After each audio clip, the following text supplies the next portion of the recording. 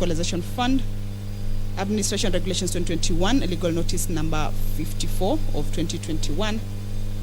This afternoon's debate is a resumption of the debate that was interrupted on Wednesday, the 29th September. And the House is expected to take a vote on that particular motion. It was debated and the report was done. So the House will be expected to take a vote that will determine whether it will consider the report. The other motion that will be before the House this afternoon is the motion recognizing and appreciating the elderly by county governments. This is by Rose Nyamunga, Senator Rose Nyamunga, that's aware that in 2006, the national government initiated the Older Persons Cash Transfer Program, popularly known as Pesa ya Wazee, which is an unconditional cash transfer program to destitute elderly persons above the age of 65 years to cater for their subsistence needs. The issue here is that the program's credibility is said to have been marred by issues of delayed payments to beneficiaries, difficulties in processing of payments through the stipulated agents, and payments to unregistered persons. Therefore, the Senate recommends that the county governments complement the efforts of the national government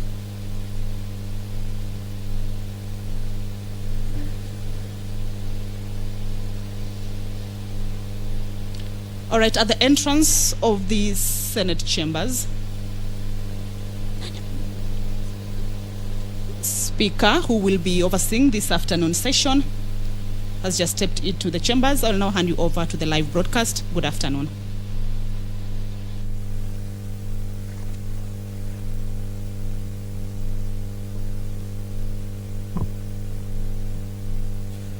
Let's pray.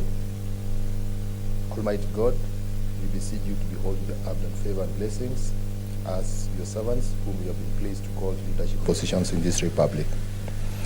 We seek guidance to treat and consider all matters that shall come under our deliberation in so just, faithful a manner as to advance the peace, prosperity, and welfare of our country and of those whose interest you have committed to our church.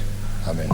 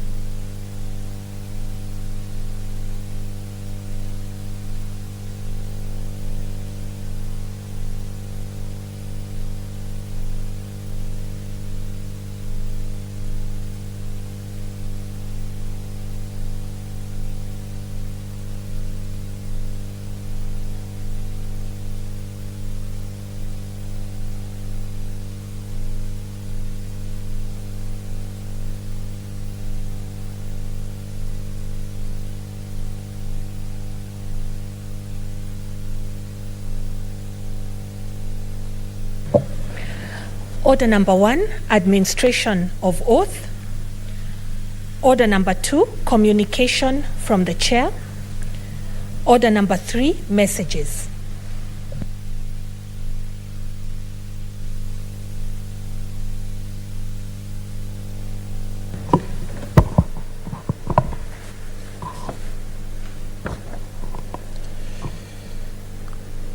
Honorable Senators, message from the National Assembly, passage of the Kenya National Blood Transfusion Service Bill, National Assembly Bill number 6 of 2020. Honorable Senators, I wish to report to the Senate that pursuant to Standing Order 41.3, I have received the following message from the Speaker of the National Assembly regarding the passage by the National Assembly of the Kenya National Blood Transfusion Service Bill, National Assembly Bill number 6 of 2020. Pursuant to the said standing order, I now report the message. Pursuant to the provisions of the standing orders 41.1 and 142 of the National Assembly standing orders, I hereby convey the following message from the National Assembly.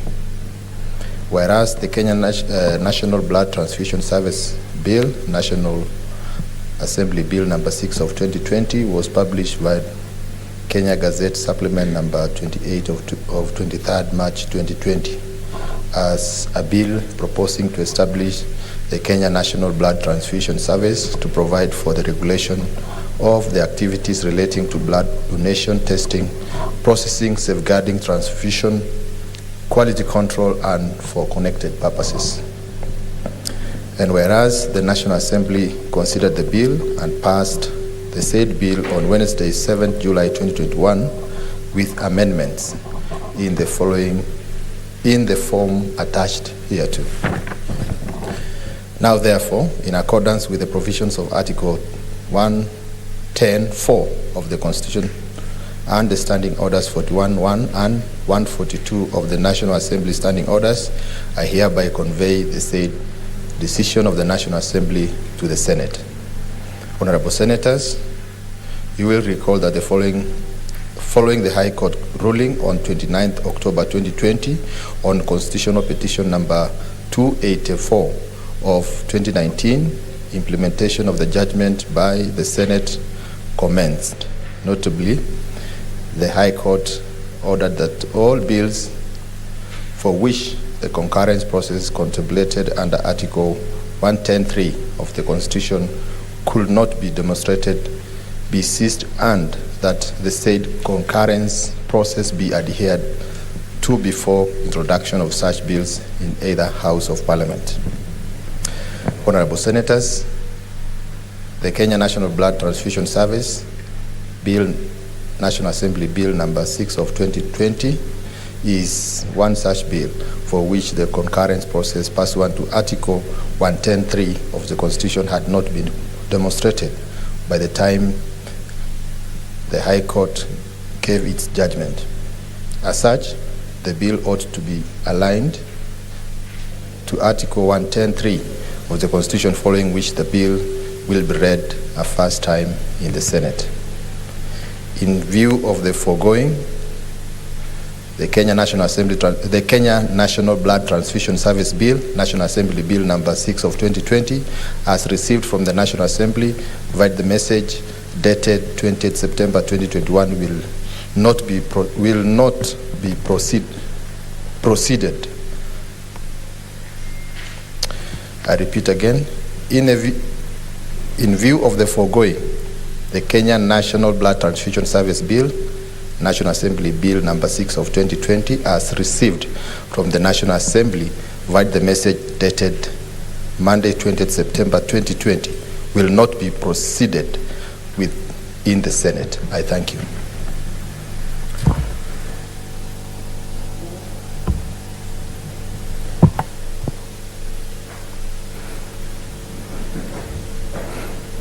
What's it, Senator Langat? Speaker, he stand corrected. I just want we have got the quorum to continue, and I stand corrected. Thank you.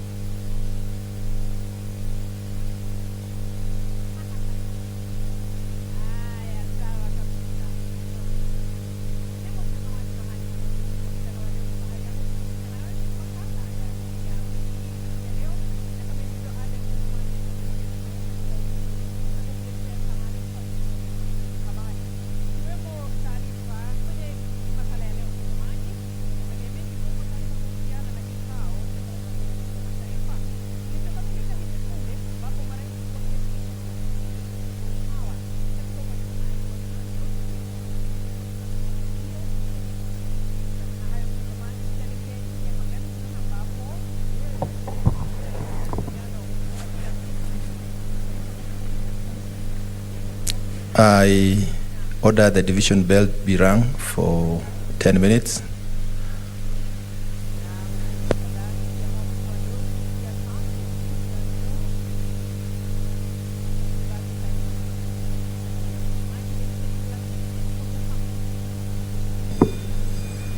Honorable Senators, the bell is for quorum.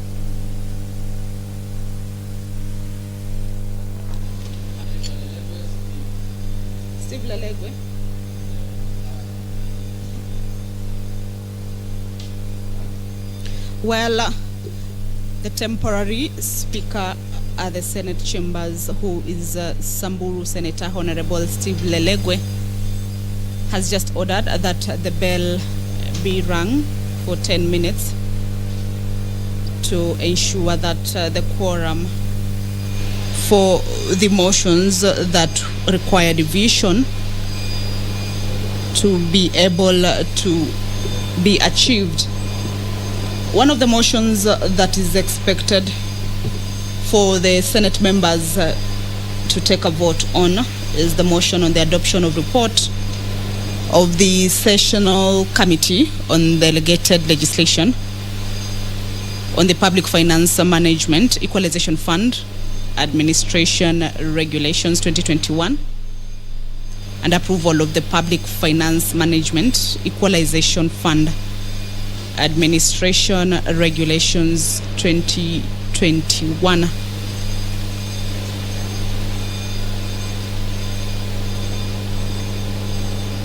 This motion is moved by the Chairperson, Sessional Committee on Delegated Legislation.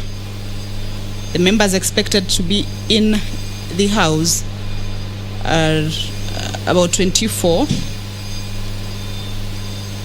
to be able to allow the voting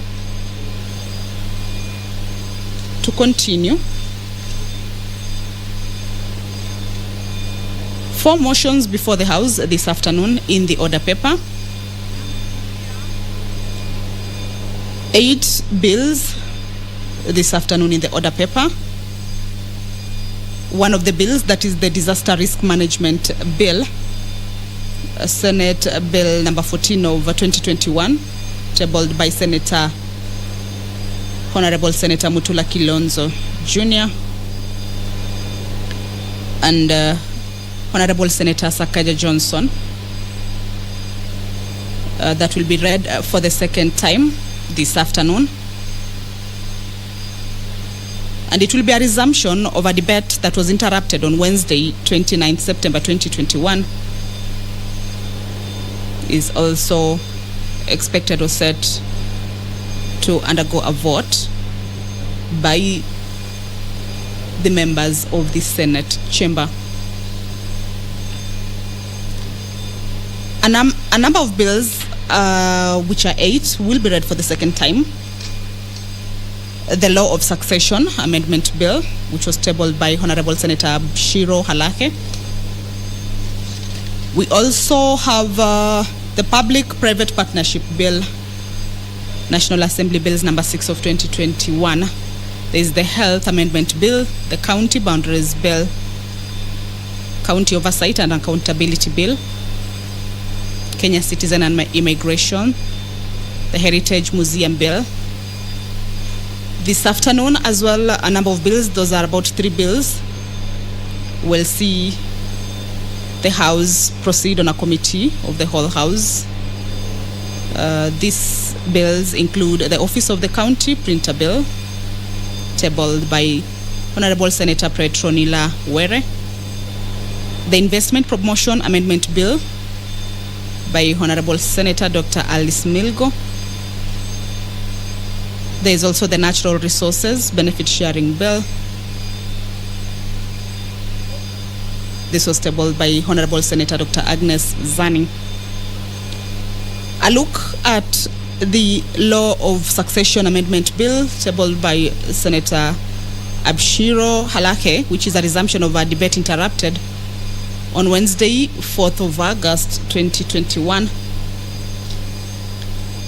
is that the principal object of this bill is to amend the Law of Succession Act to provide for gender equity in succession matters. The bill, in amending the Law of Succession Act, seeks to ensure that the Act provides for gender equity with regards to succession matters.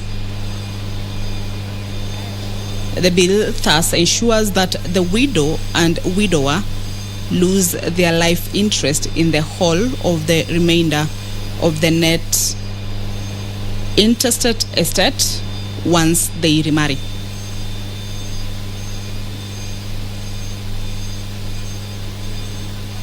The bell is still on as members are slowly trickling in. The quorum has not been achieved yet.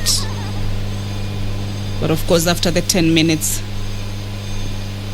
the temporary speaker will be able to verify whether the quorum has been achieved or not.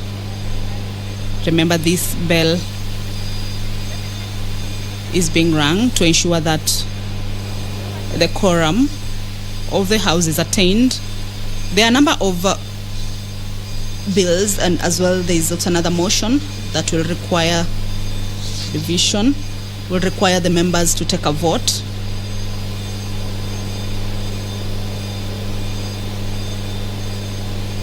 The number is about 24.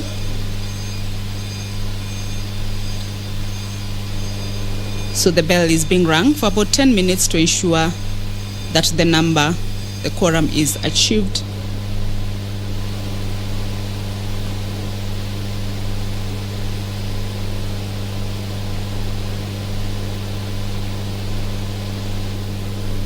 Honorable Senators, we have therefore established that we have quorum both in the chamber and online. We proceed. Next order. Order number 4, petitions.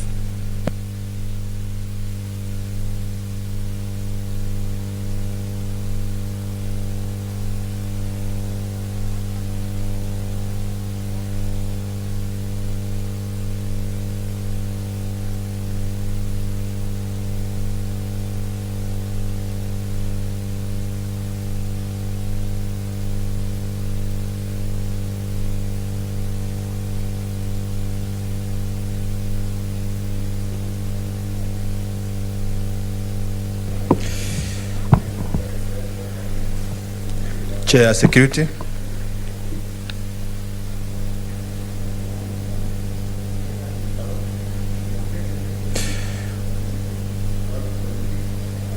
The order is deferred. Next order.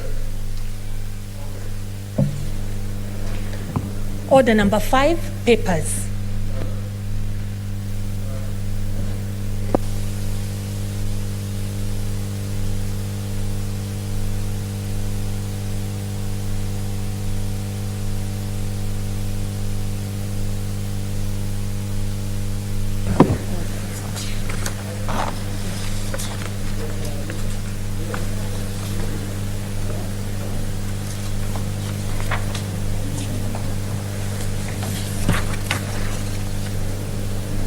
On papers, the Chairperson Standing Committee on Security, Defense and Foreign Relations. Chair not present. Order deferred. Not order that particular paper 1. That is the interim report of the Standing Committee on National Security, Defense and Foreign Relations. Next paper.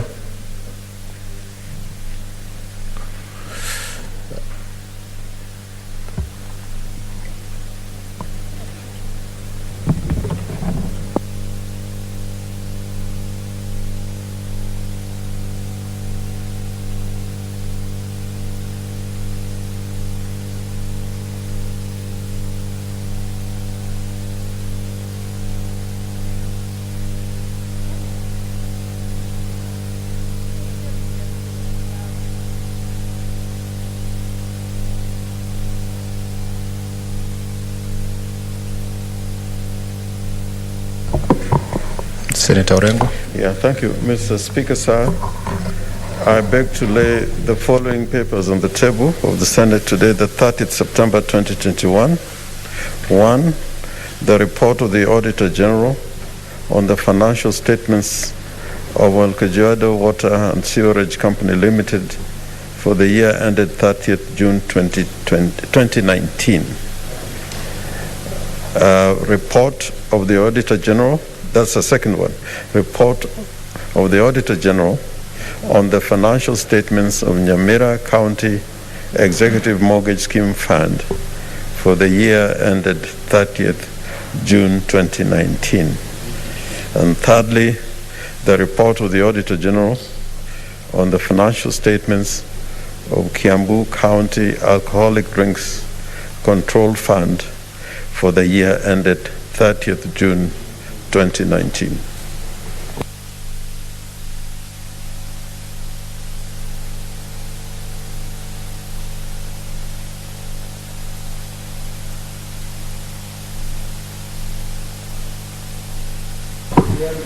Next order. Order number 6, notices of motion. Order number 7, statements.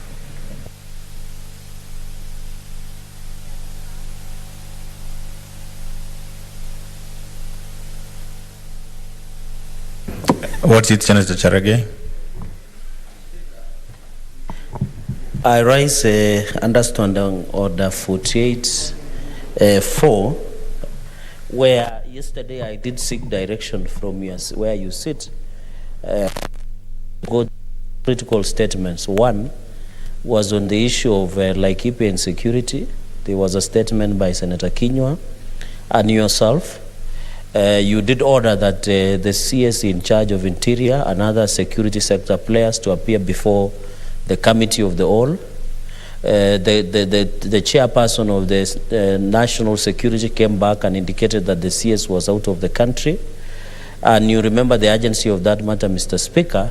So we would have expected the direction on the same. Since yesterday we did, I did raise the matter, and you know the security situation both in that region and within even your county of Samburu and Laikipia continues not to be so very well.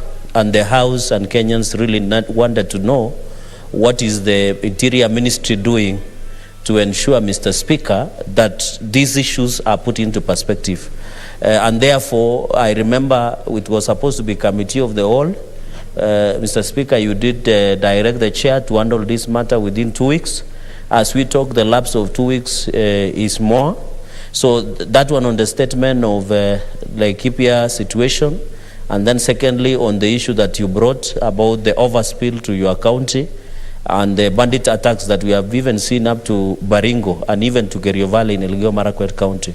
Second statement, Mr. Speaker, although the committee of, I don't see any member, the Committee of Energy did indicate yesterday that they were supposed to meet the Cabinet Secretary in charge of Energy, Petroleum, the IPRA, among other sector players, Mr. Speaker. My worry, Mr. Speaker, when we invite, especially on fuel issue, when as a House and a Committee of the Whole did invite, and Senator Stewart Masai, who is the Deputy Minority Leader, is fully aware of this. When you invite the cabinet ministers and other senior government officials, Mr. Speaker, they go and answer our questions in National Assembly. Because by yesterday, they were answering the questions that we had raised. It is okay. We know this is a bicameral arrangement. But my question is, why is it that when we raise these issues, Mr. Speaker, on the floor of the Senate, we receive little or no answer? But when the National Assembly raises a question, the senior government officials and cabinet secretary are quick to rush and answer those questions from the National Assembly. Mr. Speaker, we need pronouncement that we are not in any way an appendage to any arrangement, be it the National Assembly or the executive should not think that the issues we raise here, we are raising to satisfy ourselves as the senators, Mr. Speaker. The issues of fuel yesterday we did raise. After the censure motion, no one has even followed up, even the committee, so that we can get the correct answers of what is happening. But when you watch media and you watch National Assembly, the same senior government officials go and answer those questions. They don't want to appear before the Senate. So, Mr. Speaker, I am requesting that you give us a comprehensive ruling and a comprehensive statement on how we are going to proceed in future. I've just highlighted two issues, the insecurity in Laikipia, Mr. Speaker, and the skyrocketing and uncontrolled fuel prices in this country, Mr. Speaker. Up to now, for example, as a questionnaire, as the owner of the statement, or owner in quotes of the statement, because it belongs now to the House, I have not received even a response from the Ministry of Petroleum on the issue of the fuel. So even the Ministry of the issue of insecurity in Laikipia. So, Mr. Speaker, yesterday I did raise this issue. You said you will look at it. I want to request now that this House must pronounce itself, because we shall be reading statements, Mr. Speaker, and that is why I don't even see the need now of future of us requesting for statements if the relevant authorities and agencies do not want to respond to our statements. So, Mr. Speaker, I request and humbly, as per the Standing Order 48.4, request that you give the ruling, and that ruling, Mr. Speaker, be shared with the relevant, the executive, the head of public service and the secretary to the cabinet, Joseph Kinyua, the president, the presidency, Mr. Speaker, and relevant coordination committees of the ministry. And I remember, as I conclude, Mr. Speaker, there was a time the chairman of national coordination of cabinet secretaries, C.S. Matiangi, met you and other SBC members on how we can ensure there is seamless working between the Senate and executive. What happened to that situation? So, Mr. Speaker, when you are ruling on that, I really request that we must be respected. And, Mr. Speaker, that this matter has been put to rest in the courts of law. Senator Orengo, our minority leader, Senator Okongo Mugeni were in court, and the courts have made a ruling that the Senate must be part and process and be part of the Parliament as indicated under Article 93 of the Constitution of Kenya. So, Mr. Speaker, I request that let us get a serious communication and a ruling from your seat so that it can define how to deal with future statements and the responses that we have. I thank you, Mr. Speaker. What's it, Senator Hargura? Thank you, Mr. Speaker. Mr. Speaker, on the same Standing Order 48, 3B, where statements are committed to the relevant standing committees, I requested for a statement concerning community land registration from the Chairman, Lands and Environment.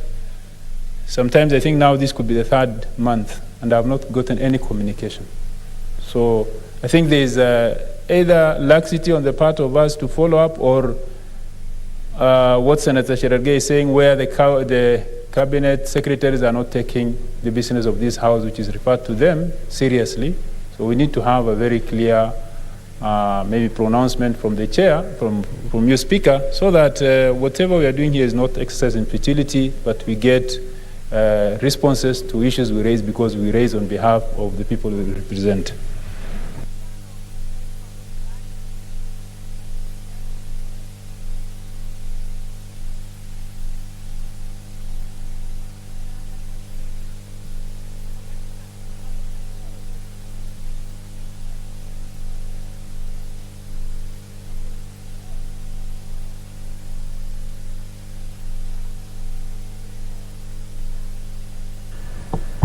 Senator Langat, on intervention.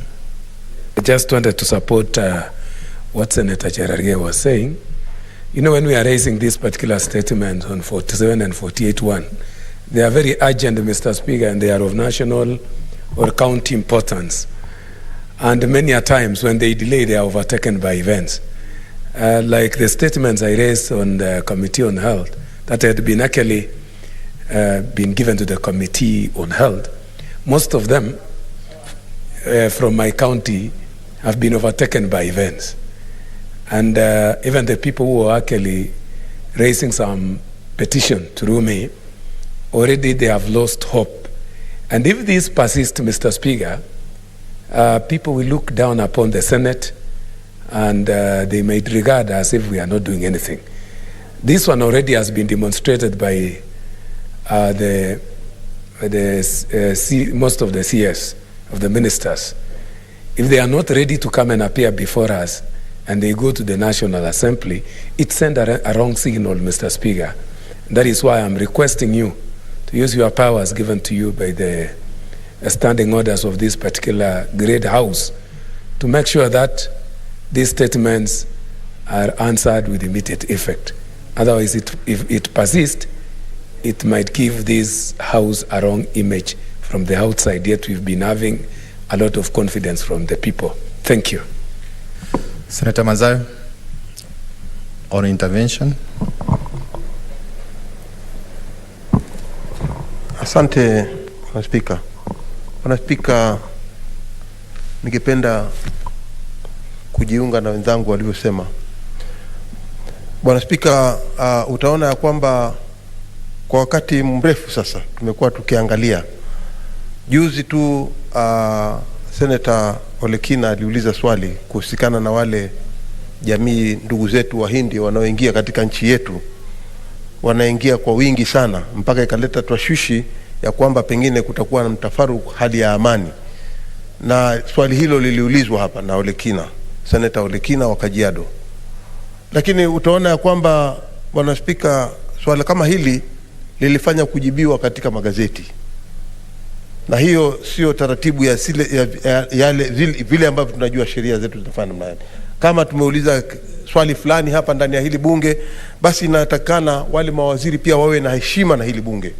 Kwa sababu ikiwa swala liko ndani ya bunge hili, halina ruhusa kujadiliwa mahali pengine isipokuwa hapa ndani.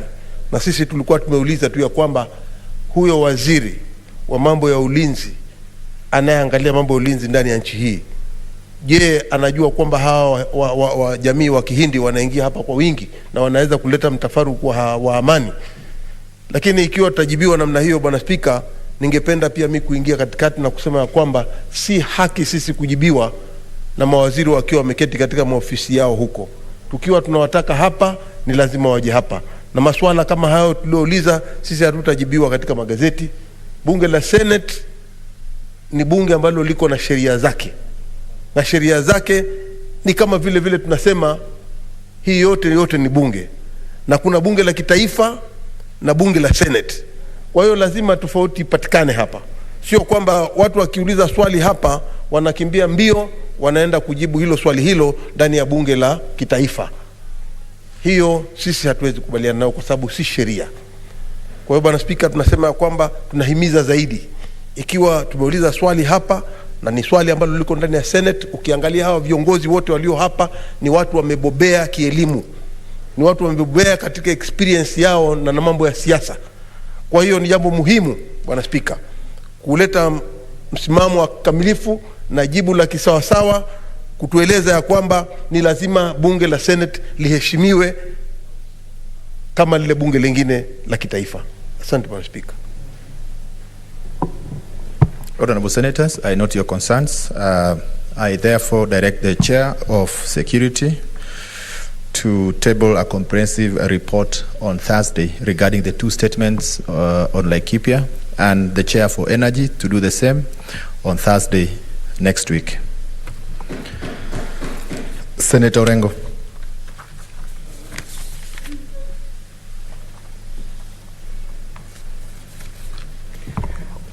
Thank you, Mr. Speaker.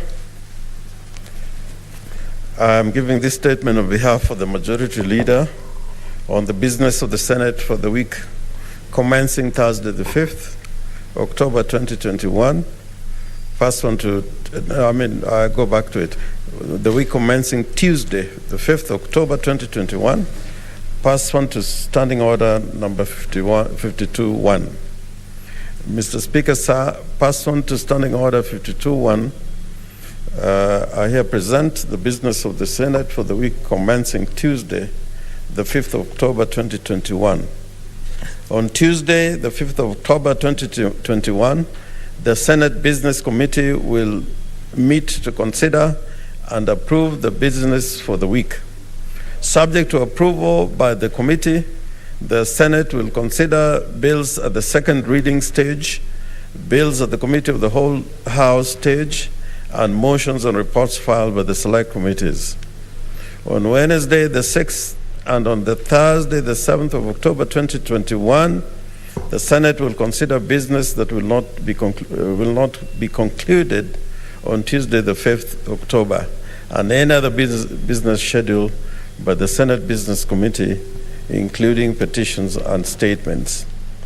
Mr. Speaker, sir, there are 9 bills due for the Committee of the Whole, 3 of which have been captured in today's order paper at orders number 17, 18, and 19. There are 25 bills due for second reading, out of which 8 have been captured in today's order paper from order number 9 to 14. Additionally, motions filed by the committee chairpersons and individual senators have also been scheduled in the order paper. I will continue to urge respective movers to be available in the Senate whenever their business is listed in the order paper to ensure a smooth flow of business. Standing committees are encouraged to hasten consideration of bills referred to them and to table reports thereon. Mr. Speaker, sir, the matter of reconstitution of select committees is still under consideration by the Senate leadership. I request for patience as the party leaders and whips tries to resolve all outstanding issues in this matter so that upon resubmission of the names, there is no contestation on the floor.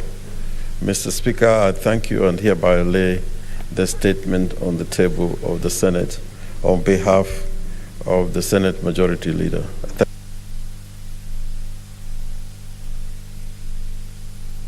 Senator Manzayo.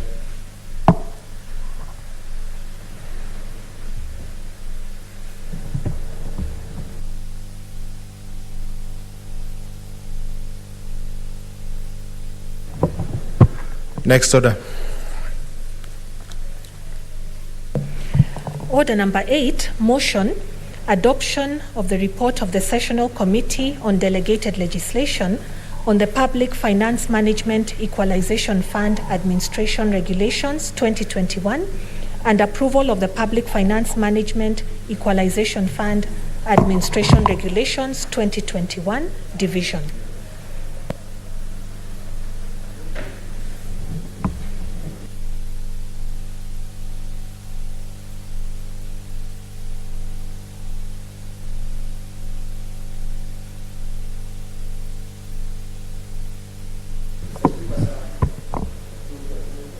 Senator Mujaji Faki.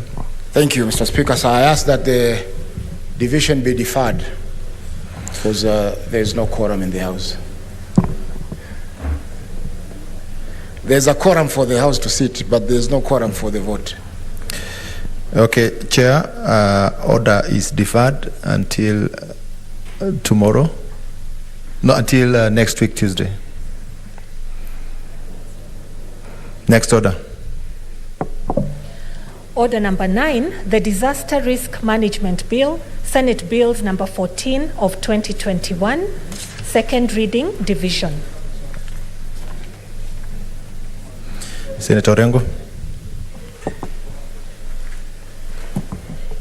Mr. Speaker, I request, and also on behalf of the movers of this bill, Senator Sakaja and Senator Mutula Kilonzo, I request that the division be deferred.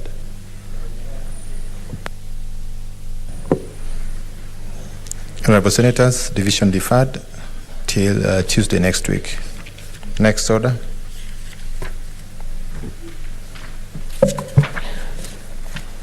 Order number 10, the Law of Succession Amendment Bill, Senate Bills number 15 of 2021, second reading.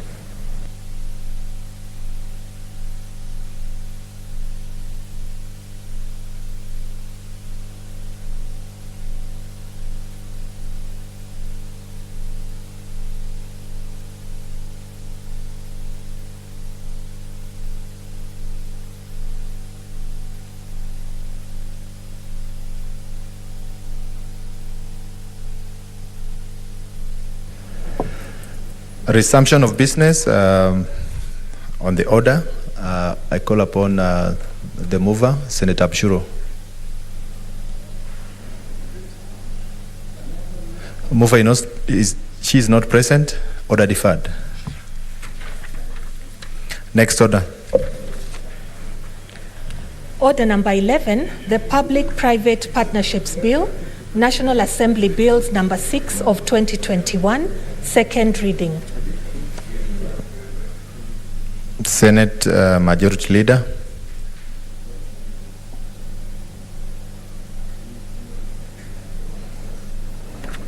Not present. Order deferred. Next order.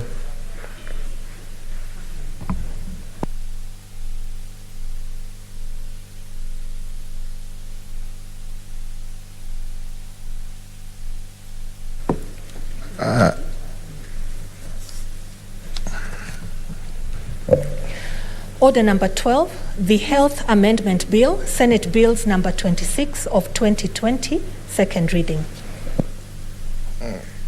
Honorable Senators, Senator Dr. Ali Abdullahi has requested that we defer the order. Therefore, the order stands deferred. Next order. Order number 13, the County Boundaries Bill, Senate Bills number 20 of 2021. Senator Mtula Kilonzo Jr.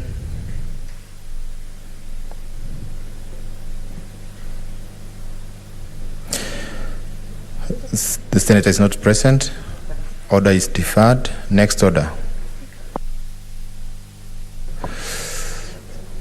Senator Mtula Kilonzo Jr. is online.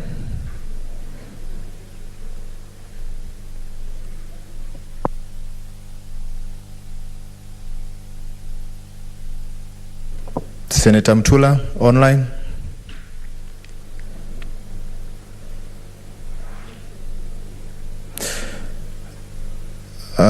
Order is therefore deferred. Next order. Order number 14, the County Oversight and Accountability Bill, Senate Bills number 17 of 2021, second reading. Senator Ledama Olekina.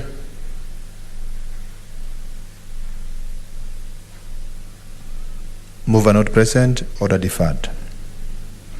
Next order. Order number 15, the Kenya Citizenship and Immigration Amendment Bill, Senate Bills number 33 of 2021, second reading. Senator Dr. Irungu Kangata.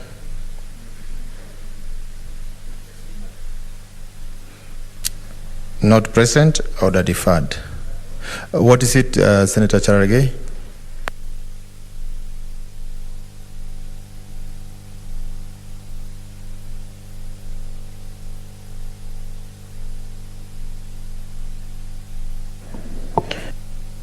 Mr. Speaker, the mover of order number 15, the Kenya Citizenship and Immigration Amendment Bill, Senator Dr. Irungu Kangata, the Senator of Murang'a, is requesting for few minutes the order to be, is requesting humbly that the order be deferred for a little bit so that he can come and move it. He's being held in traffic, but he's just coming in now.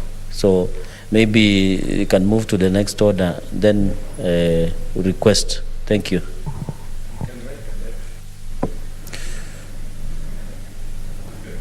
We have already deferred the order. Next order. Order number 16, the Heritage and Museum Bill, Senate Bills number 22 of 2021, second reading. Senator Dr. Alice Milgo has just requested that we defer the order. Therefore, the order stands deferred. Next order.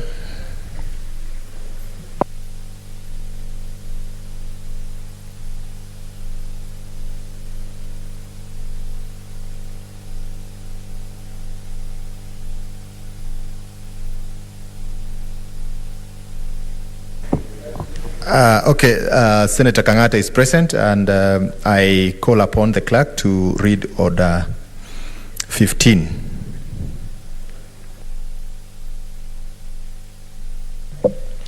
Order number 15, the Kenya Citizenship and Immigration Amendment Bill, Senate Bills number 33 of 2021, second reading. Senator Irungu, Dr. Irungu Kangata.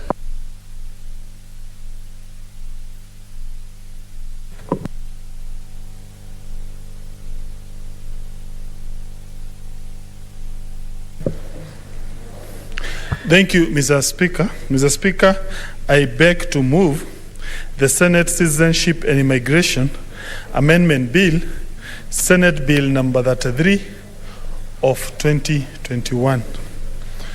Mr. Speaker, sir, I have brought an amendment to this bill seeking several reliefs, or rather seeking to change the law and introduce a raft of several changes. Mr. Speaker, sir, some of those changes include, number one, I'm proposing that we compel the Cabinet Secretary in charge on matters of foreign affairs to establish a certain desk that is going to deal strictly with matters concerning the people of diaspora. Mr. Speaker, sir, allow me to define what is a diaspora. A diaspora is a person who is living outside the boundaries of Kenya. He may be living in Uganda, Tanzania, America, United Kingdom, or even in United Arab Emirates. Among other proposals, Mr. Speaker, sir, is the idea that the embassies, Kenyan embassies abroad, I'm proposing we compel them to devolve their functions to various cities if in a certain country. Take, for example, a country like United States of America. There are several states, more than 50 states. But you find a person who is in Washington State, in a city called Seattle. He or she wants to renew a passport. He has to go all the way to Washington, D.C., because the services, consular services, are not readily available at a place called Washington. The same applies to a resident in, let's say, for example, in Massachusetts, Boston, in a place like Texas, in the south part of the United States of America. They are compelled currently to go up to Washington, D.C., where Kenyan embassy is located, to now seek consular services, including renewal of passports. Mr. Speaker, sir, I am aware of one person who is my personal friend who lives in Washington. She is the wife of a friend of mine called Dr. Francis. The mother died in Kenya, but she was unable to travel back to Kenya. Reason being, she found her passport had expired, and therefore, by the time it would have taken for her to go to Washington, D.C. to renew that passport, the burial would have taken place, and therefore, the mother was buried in the absence of the daughter. So this is one of the areas that we need to remedy if this bill was to pass. The same applies also in the Kenyans who are living in the Arabia. Mr. Speaker, I'm sure you're aware we have a huge immigrant Kenyan community in a place like Dubai, in Lebanon, in Egypt, and all those countries in the Middle Eastern part of this world, and also in the northern Africa. But Kenyans' embassy are not in all countries. So you find Kenyans who are living in those countries that don't have embassies, they take a long journey to go and seek consular services. And therefore, this is one of the proposals we are proposing that we amend. We now compel the government of Kenya to devolve the consular services, Mr. Speaker. The other proposal, Mr. Speaker, is the idea that Kenyans who are returnees, who have come abroad, they come back to Kenya, they need to be taken through a certain program to acclimatize themselves with the local condition to gel back into this country after spending many years abroad. Mr. Speaker, sir, I'm also proposing that we have a special desk that is going to be established by the ministry to address matters of the people of diaspora. And that desk, Mr. Speaker, sir, can be a department under the Ministry of Foreign Affairs, so that we ensure diaspora matters get the relevant policy and legal intervention and the representation in the government. Currently, Mr. Speaker, sir, matters of diaspora are subsumed in the larger Ministry of Affairs epoch, and that for me needs to be remedied. Mr. Speaker, sir, another proposal in my amendment is to establish a mechanism to reward Kenyans who are in the diaspora who do a very good job, to lead the Kenyan communities in those countries, who do a very good job to market the Kenyan name outside Kenya. For example, you'll find in United Kingdom, there is a Kenyan chapter of immigrants who live there. You will find there is a chairman of that Kenyan local chapter. That chairman does a very good job to bring Kenyans together, to mobilize and support Kenyans who are in distress, but they don't get any form of recognition. Mr. Speaker, sir, I take this opportunity to thank the government for awarding me the Chief of the Burning Spear, a very important stake commendation. But I feel Kenyans in the diaspora should be getting similar recognition, Mr. Speaker, sir. There are many Kenyans out there who also are entitled to this kind of rewards. But to the best of my knowledge, I'm not aware of any Kenyan who have ever gotten any state commendation despite the good work they do in the diaspora, Mr. Speaker, sir. Mr. Speaker, sir, why did I bring this bill? What geared me to consider bringing this bill? Mr. Speaker, sir, for the longest of time in this Republic of Kenya, coffee and tea has been the largest source of foreign exchange of this republic. Of course, also, let me thank those who farm horticultural agriculture, particularly in the region of the Rift Valley. But for the last several years, diaspora remittances are now the leading net entity that brings foreign exchange in this Republic of Kenya. We are it not for that money that is being sent directly to the families by our people outside this country, our shilling would be very weak. There will be inflation, Mr. Speaker, sir. We would have thousands of Kenyans who will be in abject poverty by reason of a very weak shilling. But thanks that we now have a large diaspora community that is able to leverage and support our Kenyan economy as they send the remittances. Mr. Speaker, sir, if at all diaspora currently are now the largest source of Kenyan foreign reserve, why is it that we cannot have a standalone desk or even ministry to deal with diaspora matters? We have a Ministry of Tourism, Mr. Speaker, sir, that is dedicated to champion matters tourism. And now tourism is no longer a major foreign cash earner in this republic, but we still found it fit to have a standalone ministry to deal with matters tourism. We even have almost 4 or 5 parastatos or state bodies that have been established by an act of parliament to deal with matters tourism, Mr. Speaker, sir. We have, for example, tourism development fee, which is levied on various stakeholders that deals with matters tourism. Surely, if we can invest all that energy on matters tourism, why can't we now do that for diaspora people? Mr. Speaker, sir, I have done a comparative study to compare Kenya and other countries, and I have seen other countries have taken more measures to take care of their diaspora people. They include, Mr. Speaker, sir, a country like Philippines. It's one of the most important labor exporting country with a huge diaspora community. Also India, Mr. Speaker, sir, it has a huge and a vibrant diaspora community. I think it is time as a country we now start focusing, coming up with measures to ensure the people of diaspora are currently given their due recognition in the national government or in this republic.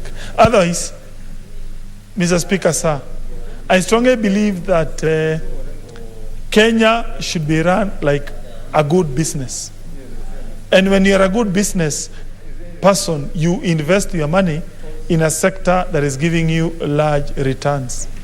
Clearly, we have seen our labor, our people in the diaspora, they have been the most important sector currently, giving us a lot of foreign reserve. So in the same breath, we need to reciprocate by coming up with policies to boost diaspora remittances, to ensure the people of diaspora also they get the due recognition which they are asking, and we are not asking so much. Mr. Speaker, sir, I have not even proposed to create a parastatal or a state body that is going to drain government resources. No, I have just come up with an idea to come up with a lean entity that is not expensive, just to ensure diaspora people are not ignored. They have been given their due recognition, and indeed they continue supporting this Republic of Kenya. Mr. Speaker, sir, allow me to now refocus on the counties and the people of diaspora. Let me take this opportunity first to thank Governor Tolgos of Marakwet and also Governor Mandago of Uasin Gishu. They took efforts to ensure their counties have entered into some form of partnership with a university in a place called Finland called Tempere, where now I saw Governor Mandago, he has taken almost 60 children or 60 young people to that university. For me, I think that was a very important idea. Mr. Speaker, sir, the youth unemployment problem in this country is the most pressing issue that we need to address as a republic. Millions and thousands of young people are graduating from TVETs, from colleges, from universities, from high schools, but they are not getting employment locally. We need now to come up with policies that boost the idea of exporting labor. Mr. Speaker, sir, of course, I'm aware of the problems Kenyans have faced in some of those countries which they have gone to provide labor, including Saudi Arabia, Dubai, in Qatar. Be that as it may, I'm aware of many other jurisdictions where we have never had issues of human rights violations. And some of those countries are experiencing acute labor shortage. And therefore, as a country and as counties, good governors should now take advantage and leverage on the fact that some countries are experiencing a major labor deficit, and we now negotiate with those countries to ensure we export more Kenyans who are jobless from Kenya to those countries. It will be a win-win situation. For those countries, they get labor. Kenyans are very well trained. On us as a country, of course, we create employment for our young people. Number two, they will be sending remittances to their people here in Kenya, Mr. Speaker, sir. Mr. Speaker, sir, countries like Finland, the Scandinavian countries like Norway, countries like Germany, countries like China, Mr. Speaker, sir, and Japan, and also United Kingdom and also United States, they have huge labor deficit. Mr. Speaker, sir, I'm sure you have been following international media channels like Al Jazeera, CNN, and BBC. They are currently reporting there is supply chain disruptions in United Kingdom. Reason being, they do not have enough drivers. In fact, according to the latest report that I have seen, United Kingdom has a deficit of about 90,000 truck drivers. Mr. Speaker, sir, I have no doubt that Kenya can be able to negotiate with United Kingdom and be able to send some of its best drivers to United Kingdom. And those people are going to send money. As there will be diaspora, they'll be sending money to us, and Kenya is going to grow, Mr. Speaker, sir. Mr. Speaker, sir, also, those people who live in diaspora possess major skills. And once they immigrate back, they become returnees. We need to give them recognition, and we put them in strategic ministries and in counties so that they help our people, they help our country, because they will be coming with very good skills from abroad, Mr. Speaker, sir. I strongly urge governors who are forward-looking to create partnership with various countries externally. They ensure their young people can go to those countries. They ensure, as a governor, you can enter into some partnership with, let's say, United States of America. You provide what we call caregiving, Mr. Speaker, sir. Mr. Speaker, sir, I was in a place called Seattle with my friend, Senator Gerard K. And we found the caregiving industry there is booming. And when you look at the people who are doing that job, 70% of caregiving work in that state has been monopolized by Kenyans. And they were telling us, please, we want more workers to come here. We have a shortage, an acute shortage of employees. Surely, Mr. Speaker, sir, currently, Kenya is negotiating what we call free trade agreement with America. In fact, I take this opportunity to congratulate my friend, former President Donald Trump. I like his approach. The relationship between Kenyan government and United States when Trump was the president was a more objective, more forward-looking engagement. It was about trade. I hope the current administration of Biden does not torpedo the negotiation for a free trade agreement between Kenya and America. One of the areas I would be asking the concerned ministry to consider in putting or embedding in those negotiations is the idea of exporting labor. If more people of Murang'a County, Mr. Speaker, sir, young people, educated, who don't have jobs in Kenya, if they can go to America, immediately you set foot in America, Mr. Speaker, sir, you will find a Kenyan who was earning 10,000 Kenya shillings per month in Kenya now starts earning almost 300,000 Kenya shillings per month. And we find that Kenyan is giving caregiving services. In fact, he is living at somebody's premises without paying rent, without paying any other form of bill, but just by the fact that that person has immigrated to America and is doing caregiving jobs. So please, those who are negotiating free trade agreement between Kenya and the United States of America, embed in those negotiations the requirement that America is going to open up its services to Kenyans, so that we have more expatriates, we have more people of diaspora who are going to benefit from this bill, which I am currently pushing, Mr. Speaker, sir. Mr. Speaker, sir, there are other things that the people of diaspora can help Kenyans. That's why I'm pushing for the passage of this bill. One is in the area of boosting agricultural exports. Murang'a County is currently the leading county in avocado production and exports. We are currently the largest producer of a variety called Hass avocado. And Hass avocado, Mr. Speaker, sir, is usually exported to places like Netherlands, United Kingdom.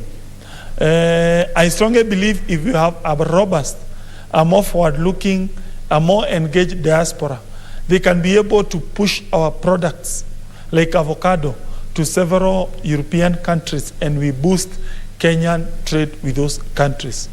Mr. Speaker, sir, tea remains the second most important foreign exchange earner for this republic. But we also, the other time, this period, KTDA has announced one of the lowest bonuses to the people who do tea farming. And one of the reasons, Mr. Speaker, sir, is because we export tea to a very limited set of countries. Pakistanis, Mr. Speaker, sir, and by the way, on that score, I also want to urge Kenyan authorities to treat the Pakistani with a lot of respect. Yeah, they are our main and most important importer of Kenyan tea. Mr. Speaker, sir, if for any good reason we can diversify countries that consume Kenyan tea, I have no doubt we can boost farmers' prices. Murang'a County happens to be the largest, it is the largest small-scale tea exporting county. And if we were to have the Kenyan diaspora in United Kingdom, in America, in Dubai, that diaspora community importing Kenyan tea, introducing Kenyan tea in those markets, definitely we would assist Murang'a, we would assist Kenya. This bill will create those synergies that are needed to ensure our diaspora continue being engaged economically with the Kenyan people. Mr. Speaker, sir, Kenya also exports coffee. When we were very young, coffee used to be the most important crop, but for the last several years, there has been a decline in the coffee that is being produced by our Kenyan farmers. The people of diaspora, they play a major role in assisting in opening up those Western economies, and therefore this bill is important because it's going to create those synergies that are needed to ensure we boost the producer prices. Mr. Speaker, sir, I am a great believer in what we call minimum guaranteed returns.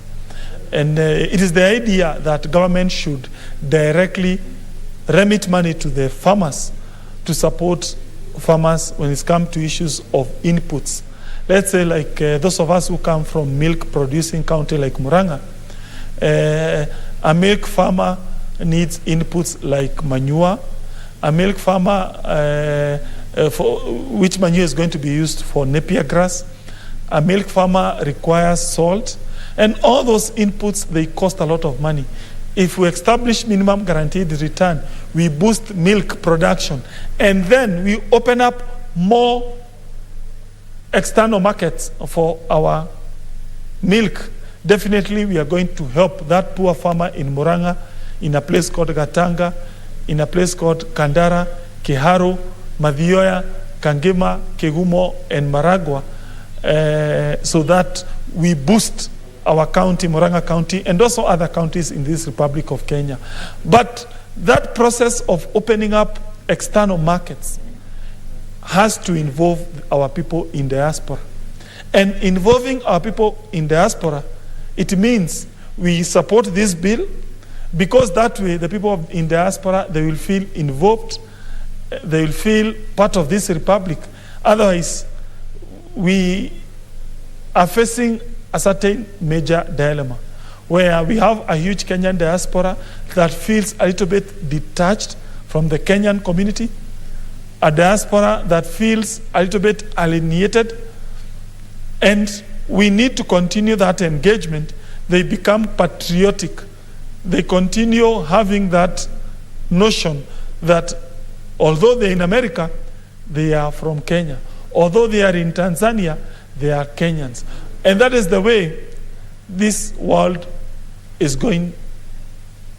It is the direction of the future, Mr. Speaker, sir. When you do a projection of Kenya, or even Murang'a County, or even any other county, in the next 10 years, the projection shows, Mr. Speaker, sir, that the world will continue becoming a global village. We are going to continue forming what we call regional economic blocks. For example, ECOWAS in West Africa, East African Community in this region, COMESA in this region. And those international bodies will continue becoming more and more powerful. And therefore, more and more Kenyans will immigrate out of Kenya. And if we don't come up with measures to leverage and take advantage of the shrinking global village, then we'll be left behind. Other countries are going to be ahead of us. And that way, Kenya will not grow as fast as we would like as a republic. Mr. Speaker, sir, world all over, the countries that have become great, like United States of America, they have been made great by partly or to a certain extent by their diaspora.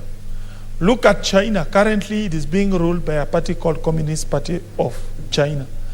Its founders, including Chairman Mao, they are people who used to stay in the diaspora world, that is, in France or in other places like, Chairman Deng Xiaoping. Deng Xiaoping used to stay in France. And so many other examples. So we need to take advantage of the people of the diaspora. We take advantage of their wealth. We bring them to Kenya. We create those synergies. That is the way we are going to boost Kenya, our counties, Murang'a counties. And for me, that is the vision I'm trying to persuade senators to adopt so that we move this republic forward. With those many or few remarks, I beg to move. Yes, let me take this moment to request my friend Gerard K., Senator for Nandi, to second my proposed amendment. Thank you.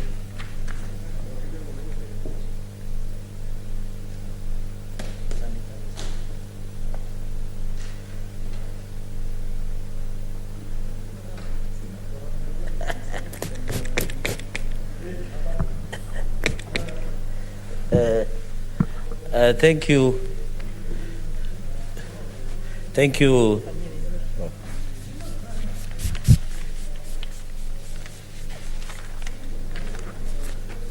Thank you, Mr. Speaker. I rise to second the Kenya Citizenship and Immigration Amendment Bill 2021. And Mr. Speaker, I want to congratulate Senator Irungu, Dr. Irungu Kangata.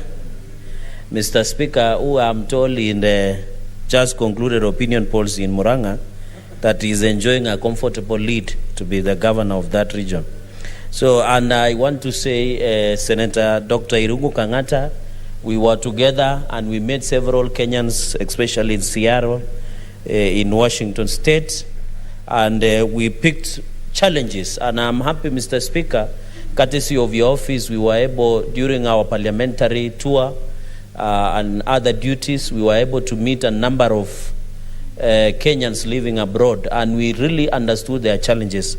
And that is when we discussed with Senator Dr. Irungu Kangata on how we can help them. And they really implored Kenyans from across the globe, Mr. Speaker, implored that we must, as a country, Mr. Speaker, give them the attention that it deserves. Mr. Speaker, it's worth to note that according to the foreign exchange earner, the leading revenue income to this country comes from the foreign money that is being sent by our brothers and sisters who live abroad. Mr. Speaker, in 2019, Kenyans living abroad were injecting the economy of the Republic of Kenya with 308 billion. Mr. Speaker, despite the pandemic of 2020, the onset of COVID pandemic, the Kenyans living in diaspora, Mr. Speaker, were able to increase by 10% the money they sent to the country up to around 341 billion. Mr. Speaker, that is a combination of around 2 to 3 ministries in this republic. So, Mr. Speaker, what we are just doing is giving the attention that it deserves.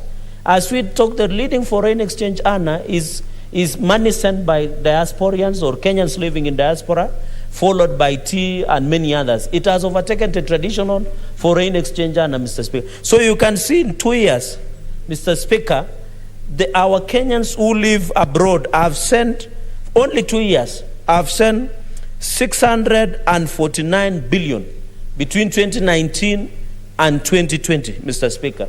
And therefore, even during pandemic, Mr. Speaker, the Kenyan diaspora were able to send weekly of 6.3 billion per week, Mr. Speaker. Despite the COVID pandemic, they were able to send 6.3 billion Kenyan shillings per week to Kenyans.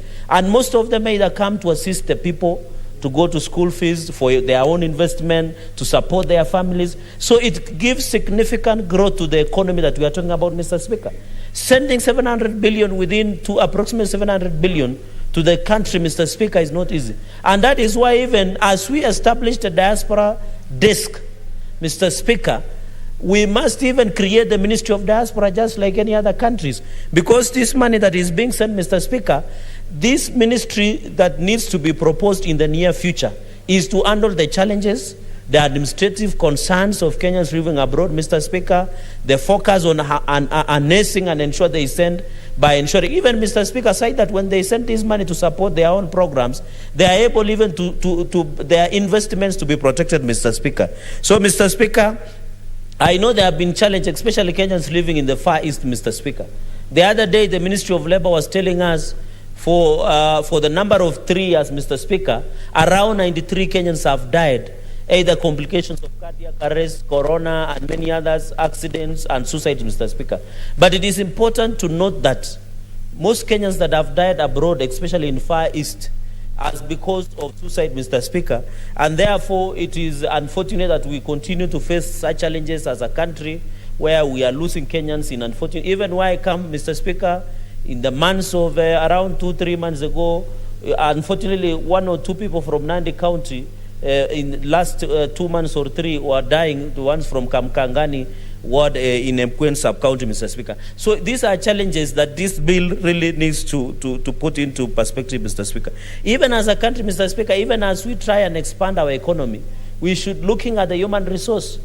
We are told there is an upcoming international event, sports event in Far East. Those people will need labor. We should now turn to labor exports, Mr. Speaker, and a human resource partner, Mr. Speaker. You remember even the other day, the Labour was sending a number of nurses to UK to continue working for the UK government. So how do we expand that?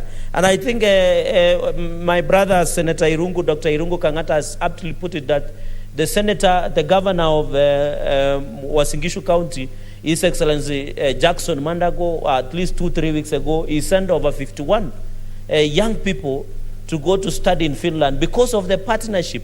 And I think, Mr. Speaker, this is what we need to encourage county governments to partner. Even your county, we expect them to partner with another country, either send them for education or create job opportunities so that the challenges that are facing you, Mr. Speaker, can continue to be very important. So Uasin Gishu County have significantly from my region done very well, and I think Governor Mandago should compare notes through COG on how other governors can be able to do that, Mr. Speaker. Mr. Speaker, another point that I really wanted to make, when you look this amendment of introduction of section 32A, 32B, like 32 capital B, part B, is developing measures to enhance safety and security of Kenyans living abroad. Mr. Speaker, we must agree, even if you walk today to the embassy, Washington, D.C., and ask the Kenyan ambassador in U.S. how many Kenyans are either documented or undocumented that live in U.S., they will never tell you. Same to London, same to even Far East. So, Mr. Speaker, and that is when now there is hue and cry. Because sometimes, Mr. Speaker,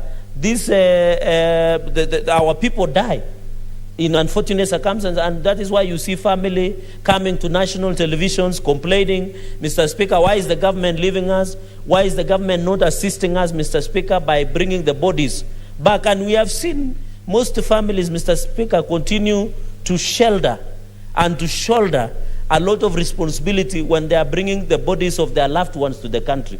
And we have seen you and cry when people die, Mr. Speaker, and that is why we must start with the security, Mr. Speaker. Mr. Speaker, there is a Part D, establishing an administrative and institutional framework for the coordination of matters relating to Kenyans living abroad. And that is why we are proposing that let us establish as senators' desks, Mr. Speaker, so that senator's desk, not senator's desk, sorry, diaspora desk will be able to handle these administrative issues, Mr. Speaker. When you look at the Cabinet Secretary has been given responsibility, the same 32B, facilitate information sharing as a means of ensuring continuous engagement between the national and county governments and Kenyans living abroad. I think that is very important, developing policies to incentivize the participation of Kenyans living abroad in the economic development, governance, and democratic processes in Kenya. And another aspect that the Cabinet Secretary is given is establish a collaborative framework with Kenyans living abroad to promote Kenya as an investment destination. And that is where we need to really study, Mr. Speaker. Why should we use a lot of money? And you remember I did yesterday ask, what is the role of Kenyan government, for example, using brand ambassador? When Eliud Kipchoge was running INOS, what were the Ministry of Tourism or the Kenyan government using by even ensuring he can wear a jersey that shows something about Kenya that is unique about Kenya? And you remember the entire world, close to 7 billion people, were watching when Eliud Kipchoge was running the 159 INOS, Mr. Speaker.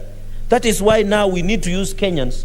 We need to encourage Kenyans, Mr. Speaker. When we were in US, another country you travel, you will get a place, a small hotel, where you have a Kenyan running a local delicacy. How do we support those small enterprises that Kenyans run, Mr. Speaker? When you go abroad, Kenyans leave 2 to 3 jobs. I have my brothers and sisters who live in United States of America, Mr. Speaker. They live what we call paycheck to paycheck. They work 2 to 3 jobs. Mr. Speaker, these are the real hustlers. You go there, these are people who operate in hotels, who work in hospitality industry, who work in sectors. This is the Kenyans who struggle through small enterprises, Mr. Speaker. And we were happy when we were with Senator Kangata when we visited Seattle, and we were able to get out of, in the entire city, we were able to get one restaurant that was being run by a Kenyan she comes from the coast part of this country, Mr. Speaker. And we thought, how do we support such businesses? How do we support Kenyans in terms of ensuring that we tap into expertise?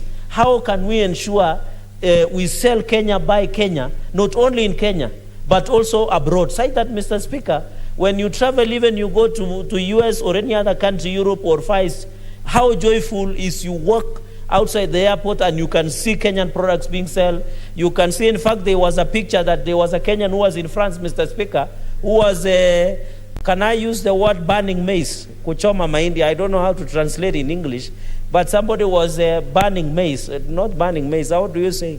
Kuchoma mahindi that is being sold on the street, Mr. Speaker. Roasting maize, sorry, roasting maize. Thank you, Majority Whip, for that correction. Somebody was roasting maize on the streets of France, Mr. Speaker.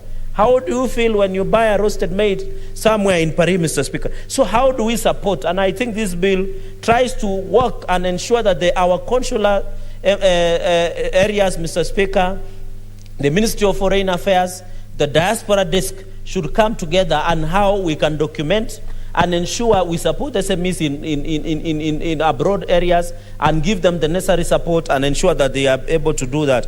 In consultation with other relevant state agencies, of course, Mr. Speaker, of course, I have indicated that the Cabinet Secretary should ensure that protection of Kenyans living abroad, including access to legal representation. And this is the sad reality, Mr. Speaker. Sometimes Kenyans, fortunately or unfortunately, some of Kenyans, either in China and many other countries, have been arrested in allegations of drug-related offenses committed in those countries. Mr. Speaker, how do we, because sometimes Kenyans are wrongfully convicted, Mr. Speaker. So how do we ensure that they enjoy the rights that the Constitution provides? Right to legal representation is a constitutional right to every Kenyan. It doesn't mean when you leave Kenya, your rights as a Kenyan stop. We must ensure that we put in place necessary so that Kenyans who are arrested because they have violated the law in their domicile countries, Mr. Speaker, they also continue to enjoy their rights, especially right to legal representation, so that even if they get fair hearing and legal representation, the conviction or acquittal they get is fair to them, Mr. Speaker. So, and even health care services, we saw Kenyans who are suffering, Mr. Speaker, when COVID pandemic hit, and you remember in India, most Kenyans who had traveled, and you know India is becoming a healthcare tourism destination, especially for most Kenyans. Even senators who are here will tell you every Arambe they do in the village they come from. They are doing Arambe for a Kenyan to be taken to India for specialized medical treatment, Mr. Speaker, and I think it is only fair that, and I'm happy the government did try to intervene, especially Kenyans who are in India when the Indian government, Indian as a country was put on the red list, Mr. Speaker, and they were able to come back. So how do we ensure that the health care, because when you look at the report by the Ministry of Labor, Mr. Speaker, they were indicating that most Kenyans die because of health complications. So how do we ensure that, and this is Article 43 by the way, Mr. Speaker, it doesn't mean that you, at the time you board a plane to go and work in Qatar or in Dubai or in some Far East country, it does not mean that your rights as a Kenyan is stopped. It means you must enjoy that right, Mr. Speaker. And of course, any other basic services, another emergency, Mr. Speaker, you remember the other day, Mr. Speaker, when there was a change of government in Afghanistan. There were a number of Kenyans who were living in that country. You saw the United States of America and other European countries organize their own evacuation. We want to see if Kenyans are living anywhere that is that the emergency might occur. This bill tries to mandate the Ministry of Foreign Affairs to organize evacuation flights the way we saw Kenyan government trying to organize evacuation flights, especially at the onset of COVID pandemic. We want that to be within the law so that the Ministry of Foreign Affairs, the diaspora desk, can sit and ensure that they organize evacuation flights, either from when there is an emergency that is there, Mr. Speaker. Mr. Speaker, another obligation that the Ministry of Foreign Affairs has been given is to develop and regularly update an integrated database of Kenyans living abroad, and in particular, document the expertise and skills of Kenyans living abroad. Mr. Speaker, on two issues here, the database is important for Kenyan, for importance, so that we know how many Kenyans, Mr. Speaker. You are aware, Mr. Speaker, Kenyans who live in Far East, it is approximated that Kenyans who live in Far East, Mr. Speaker, are around 300,000 Kenyans, approximately. Why are we saying approximately? Yet the Ministry of Labor and Ministry of Foreign Affairs and our consular embassies we have in those countries, they should give us the correct statistics, because they are just saying, Mr. Speaker, we have only 300,000 Kenyans who are living in those countries, Mr. Speaker. Mr. Speaker, another aspect is documenting expertise and skills of Kenyans living abroad. You remember, for example, we have traveled. Everybody in this house, in one way, courtesy of your office, Mr. Speaker, has traveled. And through our clerk's office, we have interacted with Kenyans who want to come back and give the expertise and skills to Kenyans, Mr. Speaker. They want to come and build Kenya. They want to come and inject what they have learned in those countries. The schools they have gone there. The working environment, they feel that they have new ideas. And I want to say, in the Hustler government, the Mamamboga government, Mr. Speaker, we are working closely with diaspora to ensure when they come back, we can ensure we tap their expertise and skills. Because we know the hustlers, I have told you, they work 2 to 3 jobs. Those are the real hustlers. I don't think anybody in this room works 2 to 3 jobs, Mr. Speaker. Mr. Speaker, a very important point, and we did encounter is another one is, it is still 32B, the obligation of the, Mr. Speaker, of the Ministry of Foreign Affairs is develop and regularly update, integrate that.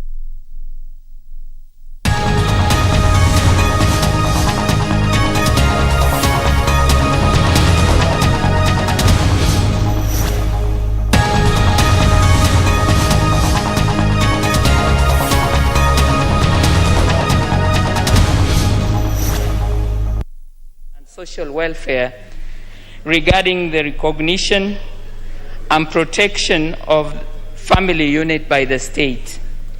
Honorable Speaker, Article 45 of the Constitution provides that the family is the natural and fundamental unit of society and the necessary basis of social order, and shall enjoy the recognition and protection of the state.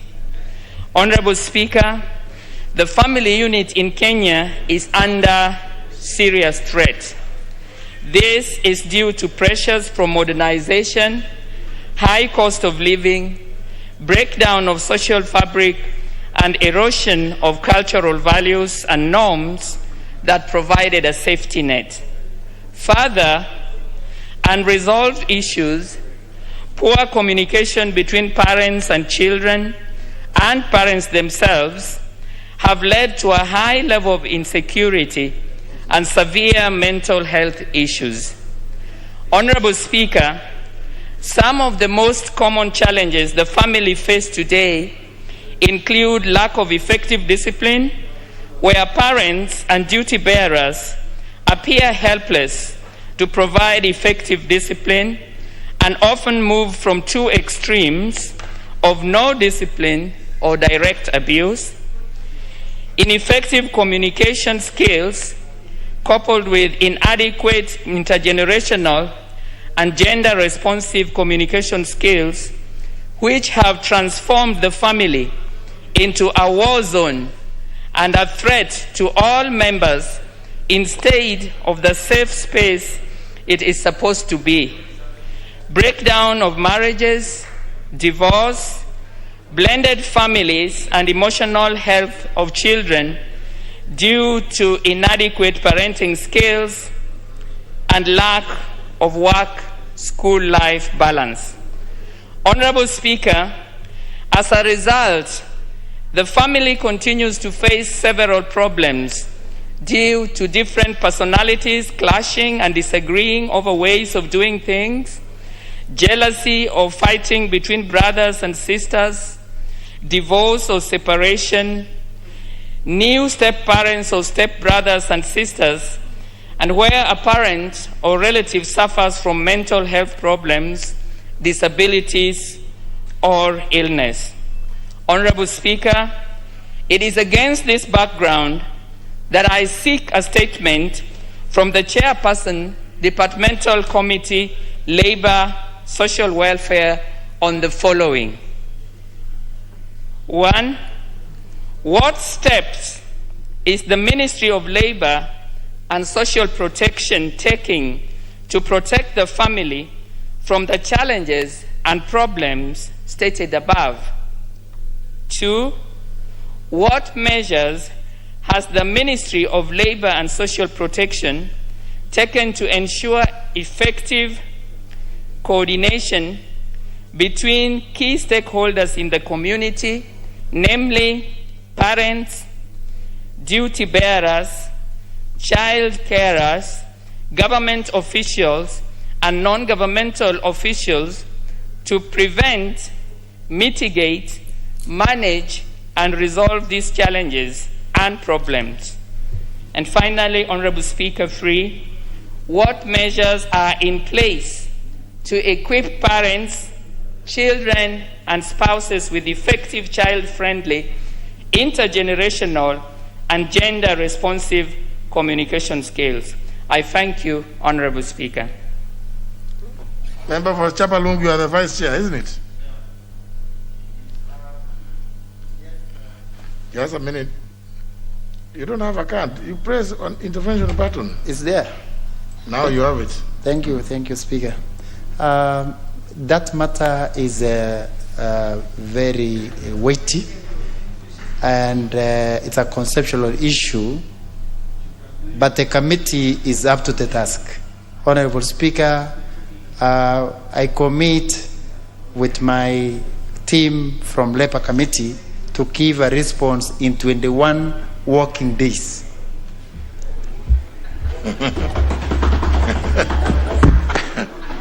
Now, Honorable Jacqueline Oduo, you've heard that. What's your response? Those working days. Thank you, Honorable Speaker. Because the Honorable Member says it is a weighty matter, I hope that within the 21 days we can get substantive response. Maybe the working might not be very critical, but we would really like to get a response. Thank you, Honorable Speaker. Very well. The Honorable Elijah Kanchori Memusi. Thank you, Honorable Speaker. Honorable Speaker, pursuant to Standing Order 44, subsection 2C, I wish to request for a statement from the Chairperson of the Departmental Committee on Education and Research regarding the declaration of some areas as ASAL and hard to staff by the Teachers Service Commission and the Kenya National Union of Teachers through an agreement.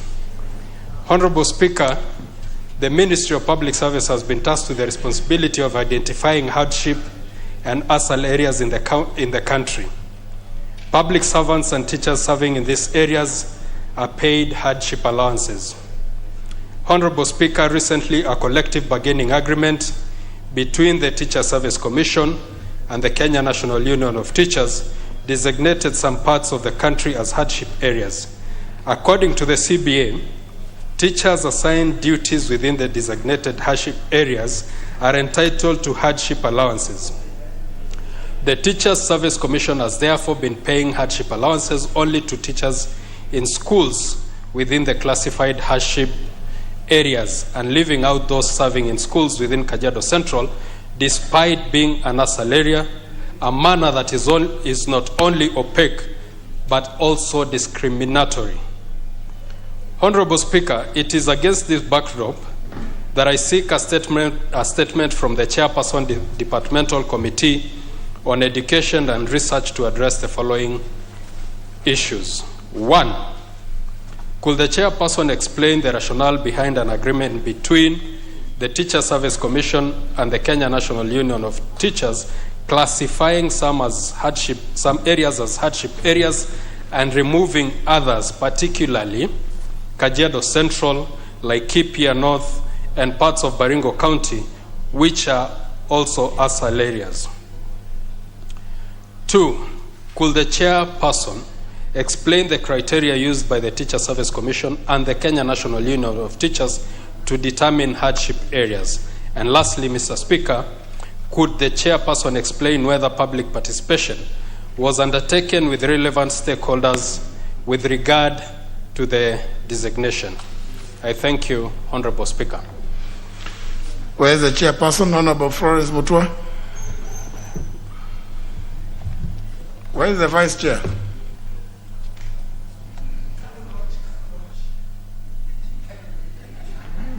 What do you mean? You see, honor members, I think, and this should be taken seriously. Honor members, this should be taken seriously, because whereas on one hand, as chair of the Parliamentary Service Commission, I am working to make sure that all those positions get commensurately addressed. Now, if the chairperson is not there, surely the vice chair, like the member for Chepalungu, the vice chair of Labour, was present. The vice chair of Education should be present, because it's demotivating again, even to me, that I'm pushing on one hand certain things for the vice chairs, and then they are not here, surely.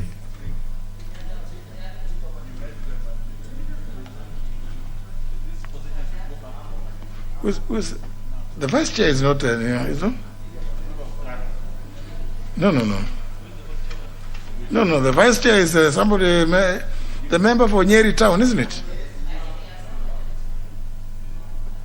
The member for Nyeri Town, I thought I saw, he's not very, I thought I saw some, I thought I saw somebody of his size. But the member for Nyeri Town has a habit of never walking through the middle. So when he walks into the chamber through the rear seat there, you only see a portion of the face.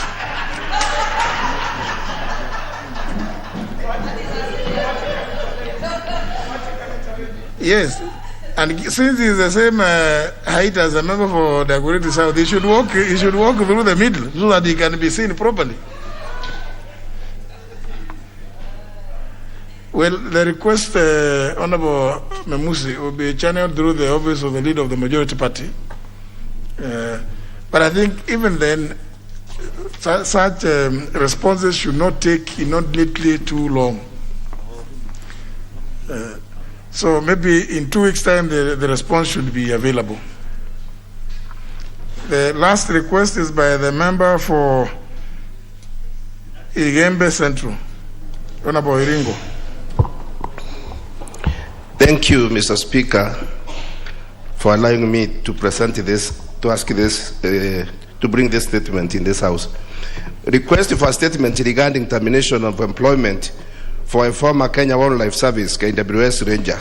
Honorable Speaker, pursuant to provisions of the Standing Order 44.2c, I rise to request a statement from the chairperson of the Departmental Committee on Environment and Natural Resources regarding release of terminal benefits of one, Mr. Amisi Giovanni Nderi of ID number 11892397, a former Kenya Wildlife Service Ranger in November 2009. Honorable Speaker, Mr. Amisi Nderi's employment was terminated on 10th November 2009 after his arrest and arraigned in court, and was finally convicted to serve a death sentence on 2nd August 2012. His employment terminal benefits, as calculated by his employer, the Kenya Wildlife Service, accumulated to Kenya shillings 179,320. In the course of serving his sentence, Mr. Nderi executed a power of attorney dated 16th June 2015, whereby he appointed his wife, Ms. Anuria Abdikara of ND number 23983258, giving her the legal authority to follow up his benefits. She presented all required documents concerning his benefits to both the Meru National Park Office and the Kenya Wildlife Service headquarters in Langata in Nairobi.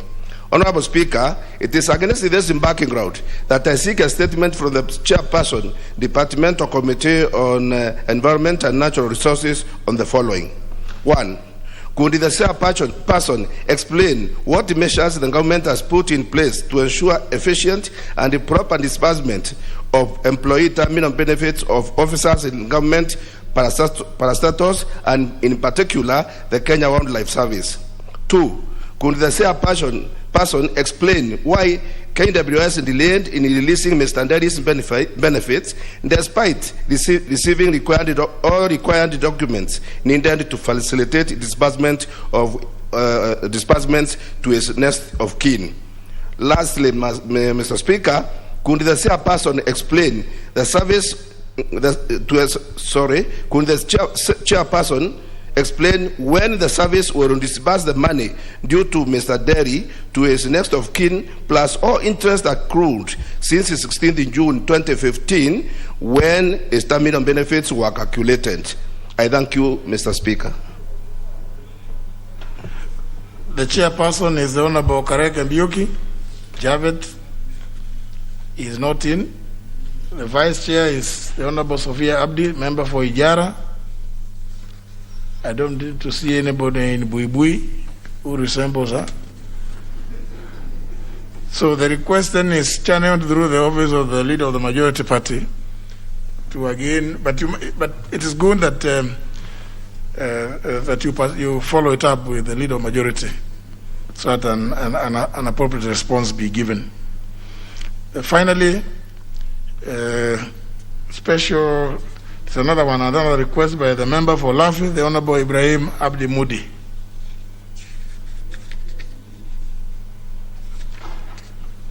You don't have account? No, you have.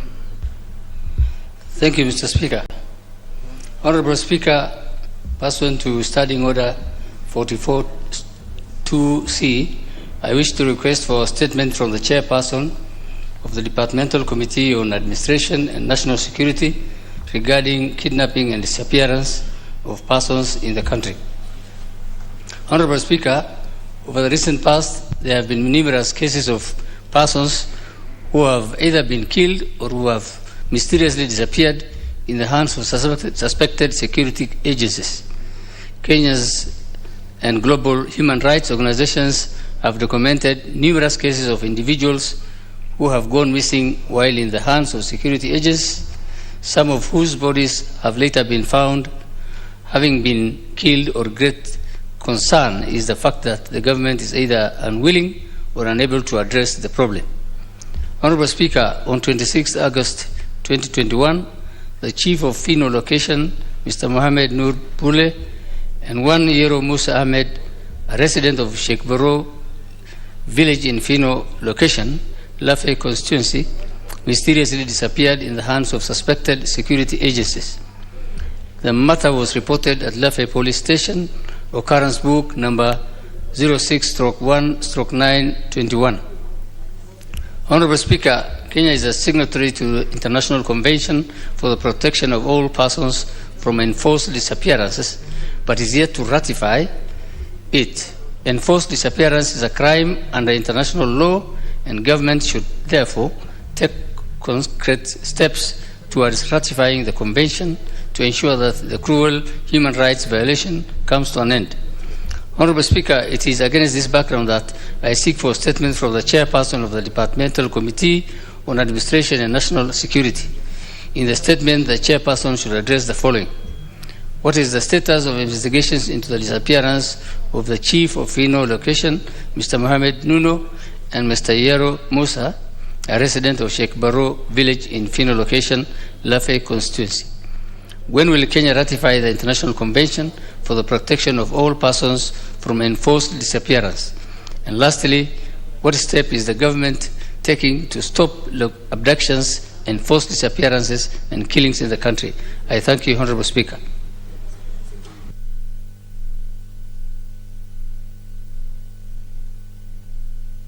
Sorry, which committee? Sorry. Honorable Mwadhi. Thank you, Honorable Speaker. And Honorable Speaker, as that statement is about disappearance of a chief, and I've had several members who are talking about disappearance and abduction, which I'm encouraging that you bring those questions or requests for statements. But as a matter of fact, we'll try and bring that within 2 weeks. That's a maximum of 2 weeks. We'll be able to respond to it. Thank you, Honorable Speaker. Yes, Mude.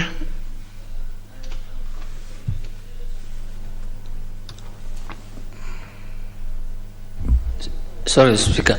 I have no objection of that, and I think I accept within that 2 weeks we get a reply, inshallah. Very well. The statement by leader majority.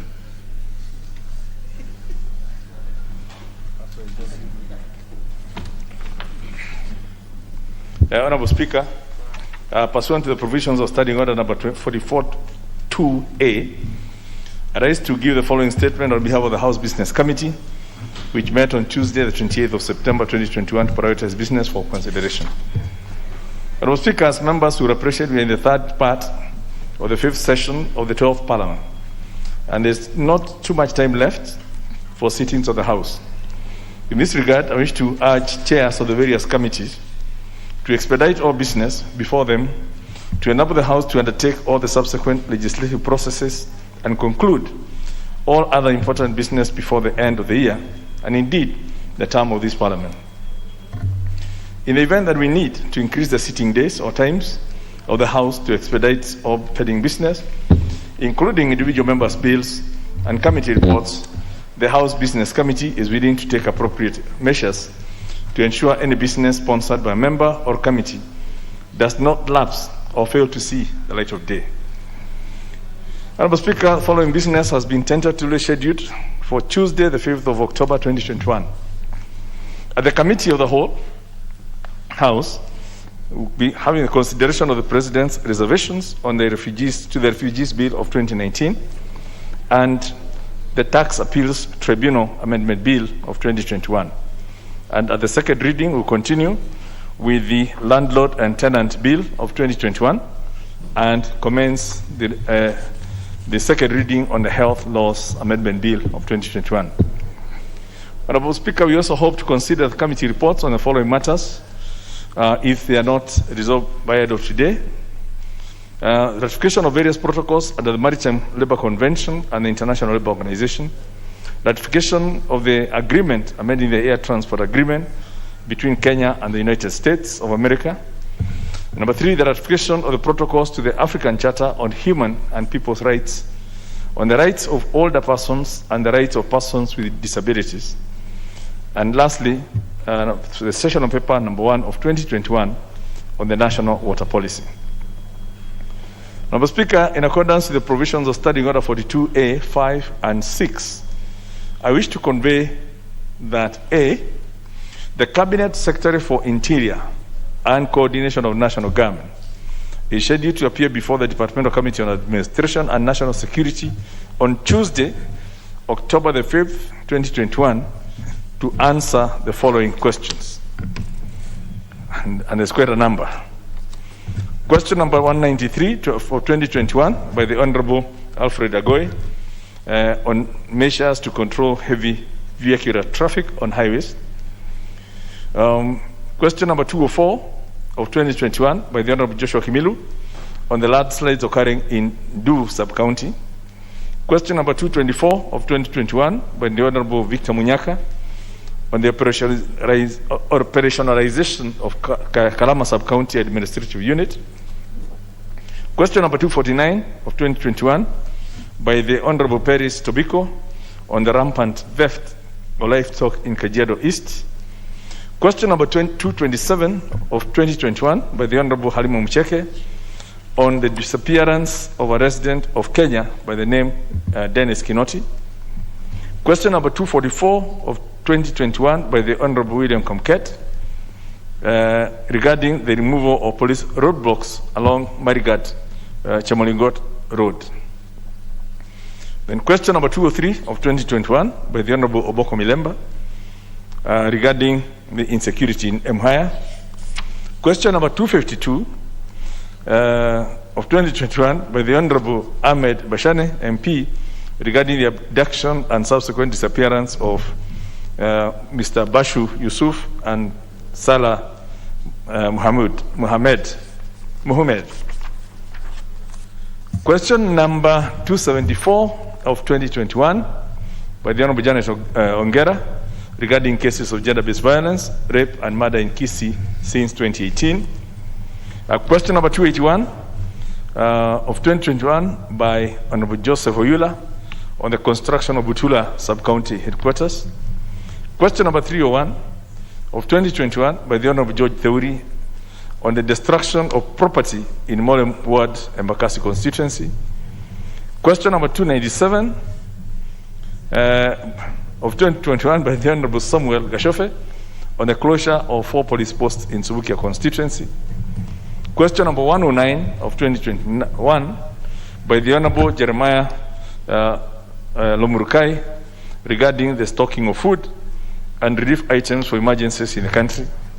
Question number 299 of 2021 by the Honorable Caleb Kostani regarding the prompt issuance and renewal of passports and national IDs cards to Kenyans abroad. The 15th question is question number 309 of 2021 by Honorable Walter Owino regarding the operationalization of administrative units in Awendo constituency. Question number 318 of 2021 by the Honorable Oboko Milemba on the status of investigation into the recent shooting of 3 students by police in Emuhaya constituency. And question number 332 of 2021 by Honorable Sophia Abdinur regarding the steps being taken by the government to address frequent community conflict in arid and semi-arid regions in the country. Question number 347 by Honorable John Buddy regarding the circumstances that led to the killing of the late Michael Obara Simon at Gateway Beach, Sindo in Suba South constituency. And lastly, question number 339 of 2021 by the Honorable Alois Lentimanga regarding the status of investigation into the invasions and raids by heavily armed bandits in Samburu North. Number B, the Cabinet Secretary for Water, Sanitation and Irrigation is scheduled to appear on the Thursday, the 7th of October, 2021, before the Departmental Committee on Environment and Natural Resources to answer question number 289 of 2021 by the Honorable Simon Kingara regarding the water supply system in the Greater Githurai, Ruiru, and Juja area.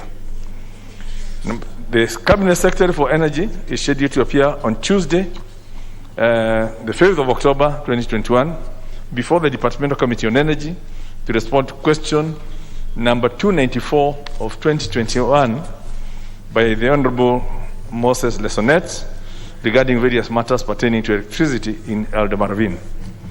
And lastly, the Cabinet Secretary for Environment and Forestry is scheduled to appear before the Departmental Committee on Environment and Natural Resources on Tuesday, the 5th of October 2021, to respond to question number 291 of 2021 by the Honorable Chachunganya MP on the operationalization of the National Climate Change Council. Honorable Speaker, the House Business Committee will convene on Tuesday, the 5th of October 2021, to schedule the business for the rest of the week. I now wish to lay this statement on the table of the House, and thank you. Next order. Order number 8, the Coffee Bill, Senate Bill number 22 of 2020, first reading. A bill for an act of Parliament to provide for the establishment of the Coffee Board of Kenya and the Coffee Research Institute, to provide for the role of the national and the county governments, to provide for the regulation, development, and promotion of coffee industry, and for connected purposes. Order number 9, the Wildlife Conservation and Management Amendment Bill, Senate Bill number 30 of 2020, first reading. A bill for an act of Parliament to amend the Wildlife Conservation and Management Act and for connected purposes. Order number 10, the Parliamentary Powers and Privileges Amendment Bill, Senate Bill number 33 of 2020, first reading. A bill for an act of Parliament to amend the Parliamentary Powers and Privileges Act to provide a structured mechanism through which Parliament is able to receive reports from public officers on the resolutions passed by Parliament and for connected purposes. Order number 11, the Community Health Services Bill, Senate Bill number 34 of 2020, first reading. A bill for an act of Parliament to provide a framework for the delivery of community health services, to promote access to primary health care services at the community level and reduce health disparities between counties, to provide for the training and capacity building of the community health workforce and for connected purposes. Order number 12, the National Flag, Emblems, and Names Amendment Bill, Senate Bill number 36 of 2020, first reading. A bill for an act of Parliament to amend the National Flag, Emblems, and Names Act and for connected purposes. Order number 13, the Perpetuities and Accumulations Amendment Bill, National Assembly Bill number 24 of 2021, second reading. The Chairman, Departmental Committee on Finance and National Planning, the Vice Chair. Thank you very much, Mr. Speaker.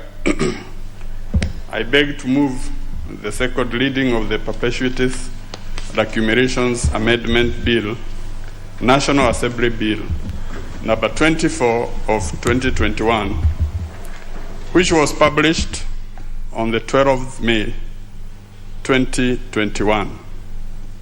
Mr. Speaker, in moving, I first wish to thank members who supported the second reading of the Trustees' Perpetual Succession Amendment Bill, National Assembly Bill number 23 of 2021, which is a critical legislation in ensuring the process of establishment of trusts to manage generation wealth, to make sure it is made less bureaucratic.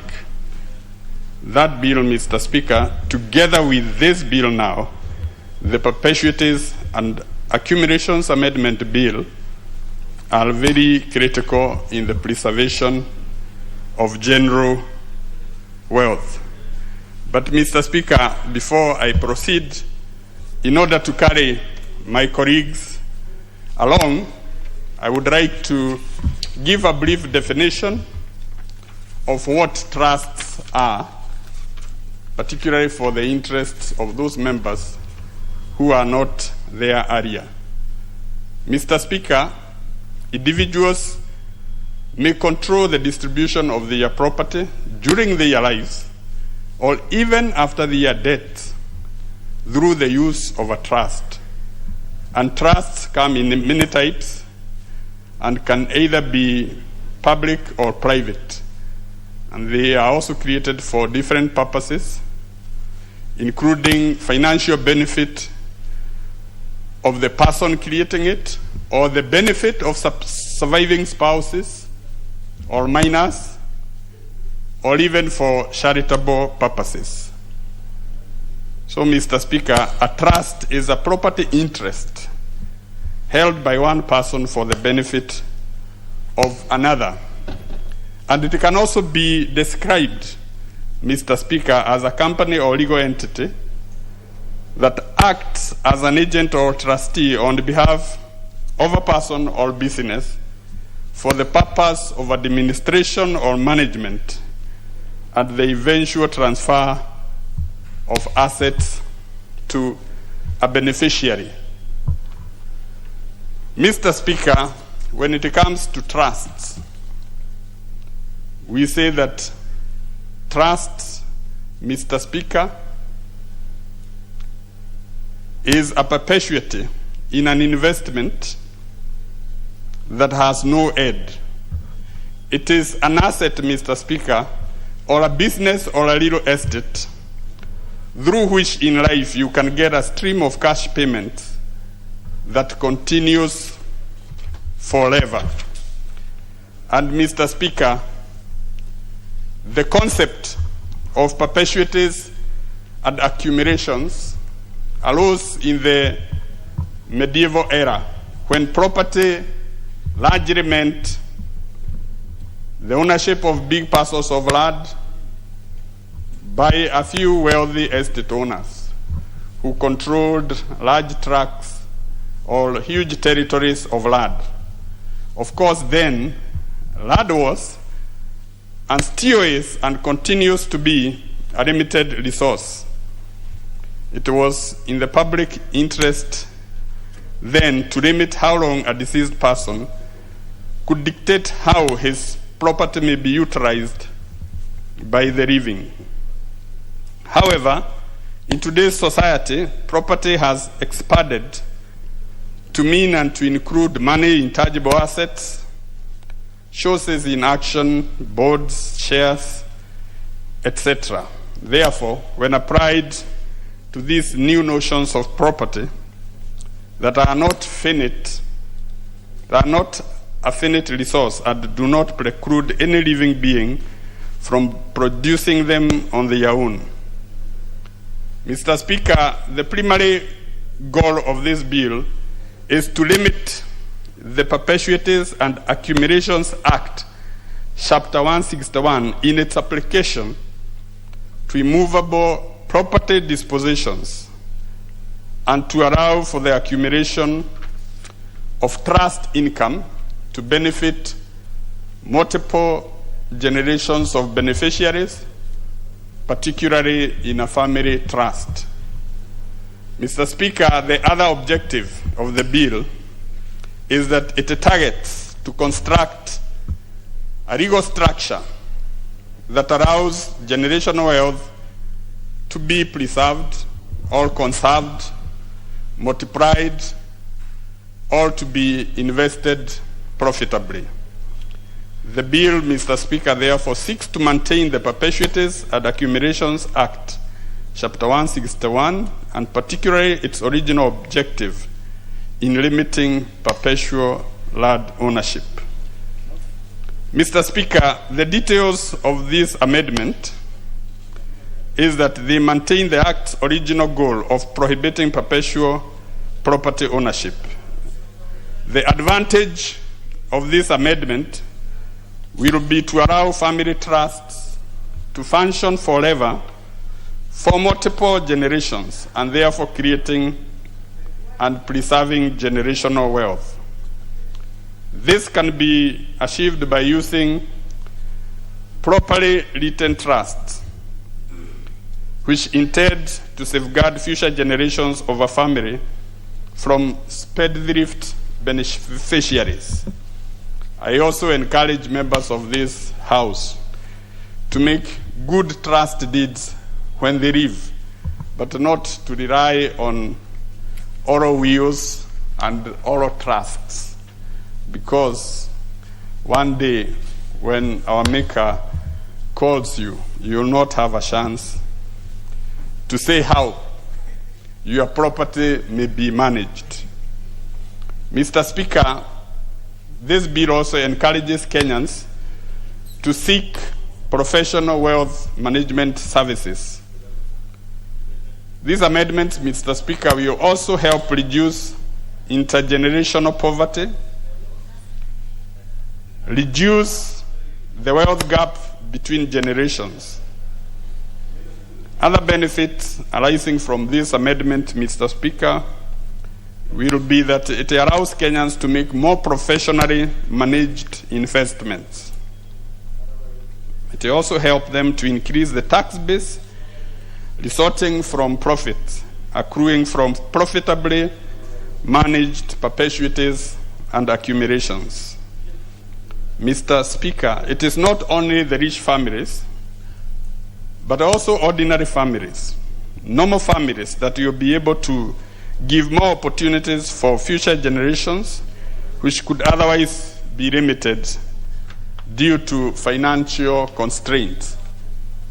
This amendment, Mr. Speaker, intends to improve on the existing estate management legal framework. And our country is now of age and has developed sufficiently to provide a competitive advantage as an investment destination. And this legal framework on perpetuities and accumulation will give us some leverage in attracting investments. Mr. Speaker, going specifically to the clauses that seek to be amended, Mr. Speaker, the bill has 3 clauses and seeks to amend the Perpetuities and Accumulations Act 161 to limit the application of the Act to dispositions relating to the immovable property and to allow for the accumulation of income of a trust so that it can benefit multiple generations of beneficiaries, particularly in a family trust. 2, Mr. Speaker, the Perpetuities and Accumulations Act was enacted in 1984, close to 37 years ago, Mr. Speaker, and in order to consolidate and modify the law in Kenya relating to the avoidance of future interest in property on grounds of remoteness and governing accumulations of income from property. The amendments propose to create an enabling legal framework for the preservation of generational wealth. In considering the bill, the committee observed that the amendments to Section 2 and Section 19 of Cap 161 are mainly to ensure preservation of wealth and provide for the application of perpetuity period, while exempting family trusts from the same. Mr. Speaker, we also explain here what is perpetuity period and what does it mean. Mr. Speaker, perpetuity period is that period which applies to future interests in assets, that is, interests that do not take effect immediately, that are subject to the rule against perpetuities. Mr. Speaker, according to common law period, the perpetuity period is the length of a life of lives in being plus 21 years. Alive in being means alive in being at the time of the disposition. The rule against perpetuities exists to prevent property from being tied up indefinitely. So, Mr. Speaker, the bill sets out to limit the application of the Act to dispositions relating to immovable property and to allow for the accumulation of the income of a trust so that it can benefit multiple generations of beneficiaries, particularly in a family trust. The bill also specifies the trusts to which perpetuity period applies and that family trusts will be accumulated beyond multiple generations within the life being of beneficiaries plus 18 years. In addition, Mr. Speaker, accumulation of income will be allowed and distributed within the perpetuity period provided for in the law and trust deed. Mr. Speaker, we took the bill through public participation, and we are thankful to all those groups who appeared before us.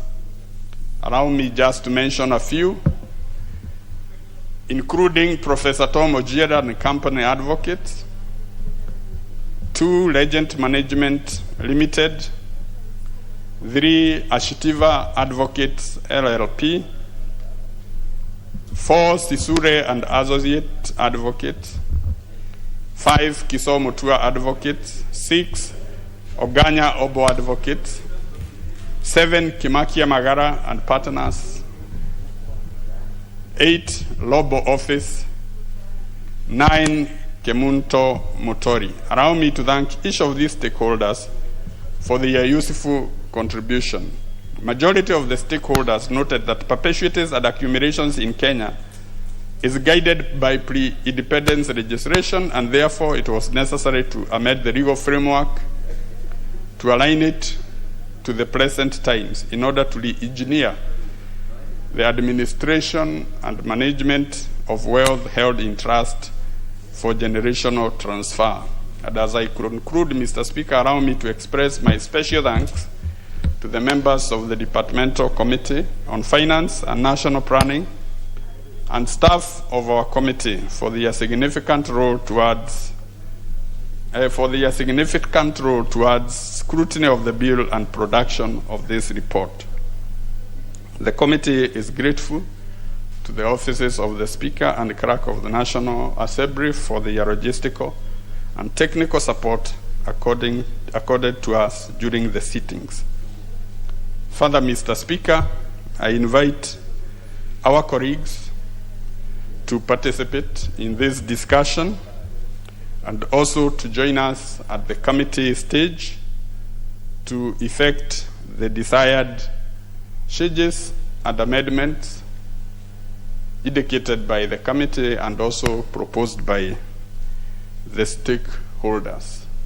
Mr. Speaker, I beg to move and request my colleague, the Honorable David Boni Morika, MP for Kitui Rural, to second.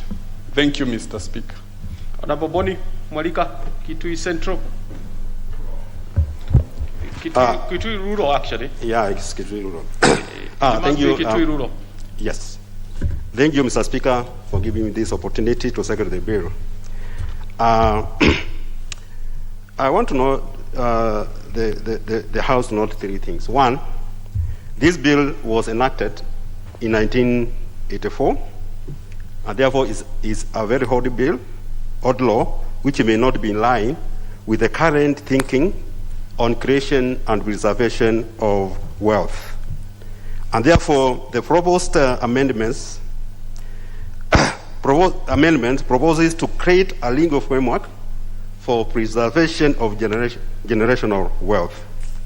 2, the amendments will allow family trusts to invest and accumulate wealth to benefit future generation. And lastly, Mr. Speaker, the bill proposes to exempt family trust from perpetuity period, which is normally 21 years, therefore allowing for building of generational wealth and reduce in the generational poverty. So this bill is very important. We have seen a situation whereby the head of household accumulates a lot of wealth, but when he passes on, in the future the family starts suffering. So this bill is very important, and I beg members to support it. With those few remarks, I beg to second. Thank you very much. Honourable members, I will propose a question, which is that the Perpetuities and Accumulations Amendment Bill, National Assembly Bill number 24 of 2021, be now read a second time.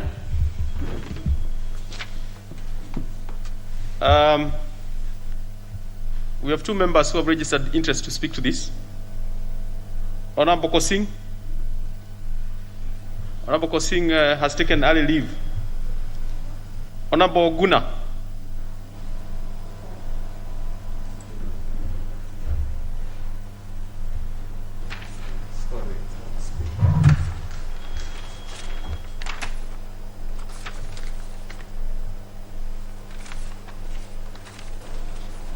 Thank you, Mr. Speaker, sir, for the opportunity given to me. Mr. Speaker, allow me to be very brief because this is just an amendment, Mr. Speaker. First of all, let me thank the committee and also the motion mover and seconder for the wonderful job they have done. Mr. Speaker, we have been anticipating this kind of amendments for a long time, and I can declare it is long overdue, Mr. Speaker. So I am supporting this bill on perpetuities and accumulations bill. Mr. Speaker, as you recall, I have gone through the bill very briefly. We have been facing a lot of conflicts in our families. We have been facing a lot of issues regarding passage of properties, or rather inheritance from one family to another, Mr. Speaker. One of the key things I've actually read in this bill, the bill will provide a legal and secure way actually to manage the wealth to the generations, Mr. Speaker. Every time we have been facing conflicts on who to inherit what and who is to do it, Mr. Speaker.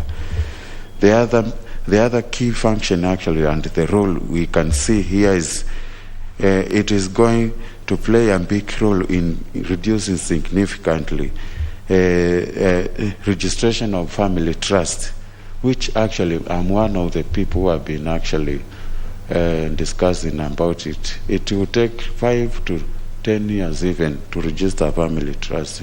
So this bill is going to reduce that significantly in passage of generational wealth. Mr. Speaker, with those few remarks, I support this bill and I urge all my colleagues to do the same. Thank you, Mr. Speaker.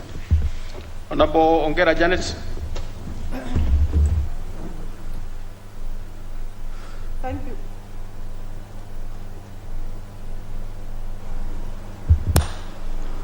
Thank you, Mr. Speaker, for giving me this opportunity so that I may also contribute to this very important motion on Perpetuities and Accumulations Amendment Bill 2021. Mr. Speaker, let me say that from the onset, I support the amendment. And just as my colleagues have said, let me congratulate the Committee of Finance, the mover and the seconder, and also the proposer of the amendment. Mr. Speaker, it's very important that we get clarity in how we do dispositions of particularly immovable properties in this country. Just like my other colleagues have said, the honorable members, Mr. Speaker, it is important that families have clarity on how they dispose of their wealth, and they ensure that there is perpetuity and a certainty as to how that property will be managed in future. I'm happy to note that, Mr. Speaker, in this amendment, that this particular amendment will provide for accumulation of the income of the trust, and also it will benefit multiple generations of beneficiaries, particularly in a family trust. Mr. Speaker, this has been a gap in the law that we have not had for, there has been a gap all along, Mr. Speaker, and therefore the amendment will cure this particular gap. Mr. Speaker, I also note that this is not a money bill, therefore it's a very straightforward thing that will not have to, no, Mr. Speaker, I didn't, may I say what I actually wanted to say? I note that, Mr. Speaker, that this bill will not have to go, has nothing to do with the county governments. Therefore, it's a straightforward bill that will only be in this house, so that it doesn't have to go to the lower house, which will take very long a period for it to be passed. Mr. Speaker, with that, I want to support that there is a clear enabling legal environment for this bill, as the proposal is, and I want to support it very strongly and to urge all members to pass it in the House. Thank you, Mr. Speaker, for allowing me to speak. Well, having no other interest, Honorable Shadrach, you want to speak to this?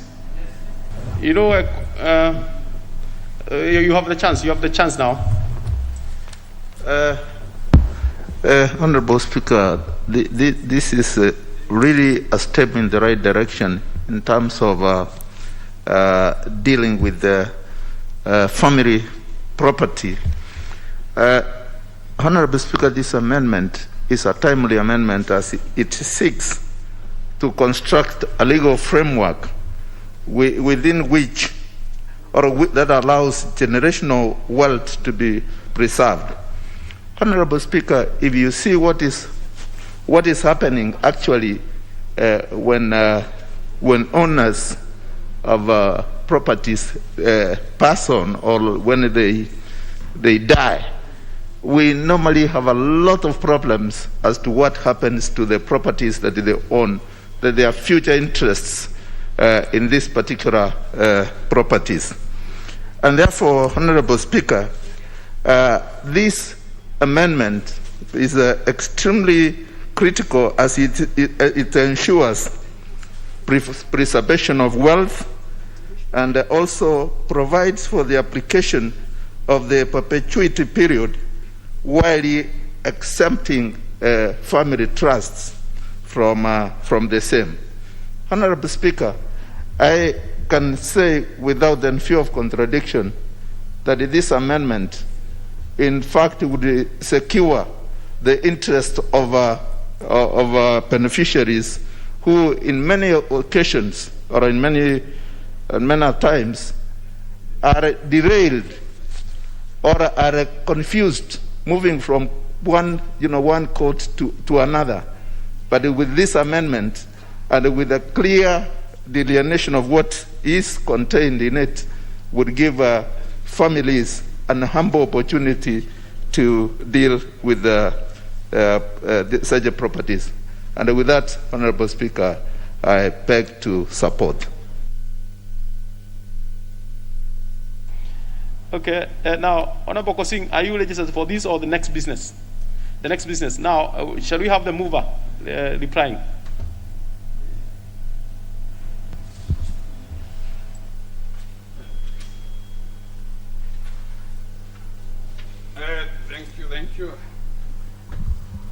Thank you, Mr. Speaker. I wish to thank members who have contributed and given us very important suggestions on the improvement of this bill, and we want to assure them that we will take the proposed amendments and views into consideration. Mr. Speaker, I beg to move. Well, thank you. You are replying. I beg to reply. Yes, we shall be putting the question on that order 13 to a subsequent time. Next order. Order number 14, motion, ratification of various protocols under the Maritime Labour Convention and the International Labour Organization and the amendments therein. Honorable Kosing, Chairperson, Departmental Committee on Transport, Public Works and Housing. I thank you, Honorable Speaker, for this great opportunity to move this motion, very important motion, Honorable Speaker. And as I do move, this is the conventions within the Maritime.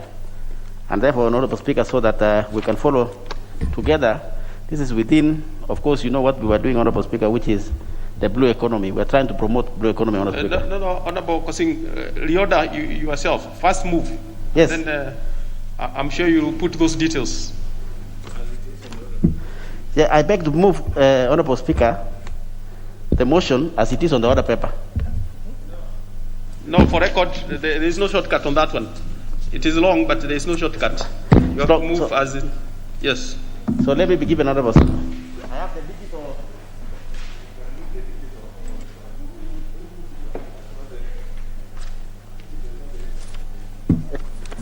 Honorable Speaker, thank you. You know, this digital and phones is a problem. But Honorable Speaker, I beg to move that this House adopts the report of the Departmental Committee on Transport, Public Works and Housing on the ratification of the 2014 and 2018 amendments to the Maritime Labour Convention 2006, the International Labour Organization Convention C-185, amended Convention on Seafarers Identity Documents 2003, the International Labour Organization Convention C-188, Honorable Speaker, which in bracket Work in Fishing Convention 2007, the International Convention on the Standards of Training, Certification, and Watchkeeping for Fishing Vessel Personnel 1995, and the Cape Town Agreement of 2012 on Safety of Fishing Vessels, laid, Honorable Speaker, on the table of the House Thursday, September 23rd, 2021, and pursuant to provisions of Section 8, Subsection 4 of the Treaty Making and Ratification Act, approves the ratification of 1. The amendments to the Maritime Labour Convention 2006, in brackets, Honorable Speaker, 2014 and 2018 amendments, close the brackets. Roman 2, Honorable Speaker, the International Labour Organization Convention C-185, in brackets, amended Convention on Seafarers Identity Documents 2003, close the brackets. Roman 3, Honorable Speaker, the International Labour Organization Convention C-188, in brackets, Work in Fishing Convention 2007. And Roman 4, Honorable Speaker, the International Convention on the Standards of Training, Certification, and Watchkeeping for Fishing Vessels Personnel 1995, and Roman 5, Honorable Speaker, the Cape Town Agreement of 2012 on Safety of Fish Vessels, Honorable Speaker. In moving that motion, Honorable Speaker, that's why I was saying that, Honorable Speaker, this is contributing towards our wider objective and contribution, Honorable Speaker, to the blue economy, which we have been doing a serious campaign for a while, Honorable Speaker. And therefore, this is a synergy, or these conventions are therefore trying to implement in a smoother way our campaigns and our motivating Kenyans, Honorable Speaker, to take advantage of the blue economy. Honorable Speaker, in this, these are 5 conventions. And allow me, Honorable Speaker, then to summarize in every convention what it means, Honorable Speaker. And I will begin with the first one, which is the 2014 and 2018 amendment to the Maritime Labour Convention. What does it mean, Honorable Speaker, in brief? It means, Honorable Speaker, what the convention is seeking is security of seafarers in case of abandonment and contractual claims for compensation in the event of seafarers, Honorable Speaker, seafarers' death or long-term disability due to the operation, injury, illness, or any hazard. Honorable Speaker, what this means, it means that this convention is seeking welfare of what happens outside. There's provision of employees outside the sea. But it's seen, Honorable Speaker, that there are no proper recognition or there are no proper treatment to our employees in the sea, which in this, Honorable Speaker, they are called seafarers. So, like the convention we have at the moment does not provide what happens. For example, if there is an injury of a seafarer in the sea, it's not provided, Honorable Speaker, properly. Or claims or death, what happens? So this first convention, which then my committee, or the ministry through my committee is seeking, Honorable Speaker, is that once we ratify, when we approve this, then what happens? Then there will be a surety, or there will be a procedure on how to compensate our seafarers or our employees on the sea. But on the land, we have those employment and labor relation laws, Honorable Speaker, but this is not applicable in the sea, and that is why this convention, therefore, is trying to cure that vacuum or a gap, Honorable Speaker. That is our first convention that we are seeking this House to agree with us and approve it. Honorable Speaker, convention number 2 in the order paper is Convention on Seafarers' Identity Documents 2003 as amended C185. Specifically, Honorable Speaker, this convention prescribes the content, the forms, and systems required of seafarers' identity documents, which we call SID. Thus, the SID serves as alternative to the passport and standalone document, Honorable Speaker, when the seafarers are moving. Okay, this is in convention, Honorable Speaker, but in simple understanding, what is this? This is a special identity, right, that likely to replace what you might say an ID or a passport and a visa. Meaning what, Honorable Speaker? Meaning that when our seafarers, of course these are people working in the sea, if the ship docks, for example, in another country, with this document, Honorable Speaker, then that employee can come out of the ship, can be able to go to the sea land, do a sleep there or stay there for 2 or 3 days, then they go back, Honorable Speaker, as they go on with their work, maybe to move with the ship to another country, Honorable Speaker. But without that, Honorable Speaker, what does that mean? It means that you have to apply, you have to seek for, in your passport, you have to seek for a visa to be able to enter to another country. You know that is the normal practice, Honorable Speaker. But this convention is seeking, like almost in a shortcut or a direct way, Honorable Speaker, that if you have the ID, then you are free to go to any other country when the ship docks. The disadvantage we have been suffering, Honorable Speaker, if you look at that, and what we are seeking, it's been a long time. Other countries with this identity card, other employees of those countries can enter our country. But our own Kenyans cannot be able to disembark and enter those countries because they don't have the identity card, Honorable Speaker. And therefore, that is what this convention is seeking, this House and Kenya to agree with us, Honorable Speaker. And if we do like that, then our people will be free to be able to move. Honorable Speaker, during public participation, a very fundamental question came that if you are replacing a visa, what about if, for example, other people come, other criminals take that advantage, behave like seafarers and enter into a country? What happens? We called, Honorable Speaker, the Ministry of Interior, and they appeared before the committee, and that was cleared. It is not replacing a visa, but it's a good document that facilitates people then to be able to move. But of course, it can be followed. The card itself, Honorable Speaker, is like an ID, but when you are entering into the country, of course, the details are taken. So we got a clearance, and I want to assure the country that is not a shortcut for any criminals entering our country. We assure that one by the National Treasury. But it's very important, national security forces. But it's important, Honorable Speaker, that we give our Kenyans this ID. We agree with this convention so that our Kenyans can behave like other Kenyans internationally when they're traveling. And I'm sure they're watching us this afternoon, Honorable Speaker, the seafarers in Mombasa and elsewhere. They're very happy that we are discussing about this because it's been a serious thing for them.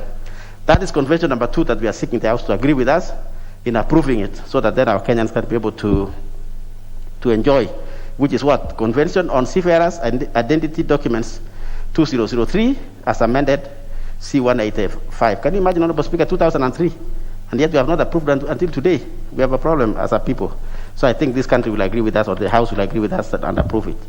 Honorable Speaker, if you allow me to proceed then to the third convention, as it is in the motion, which is Work on Fishing Convention 2007 C188.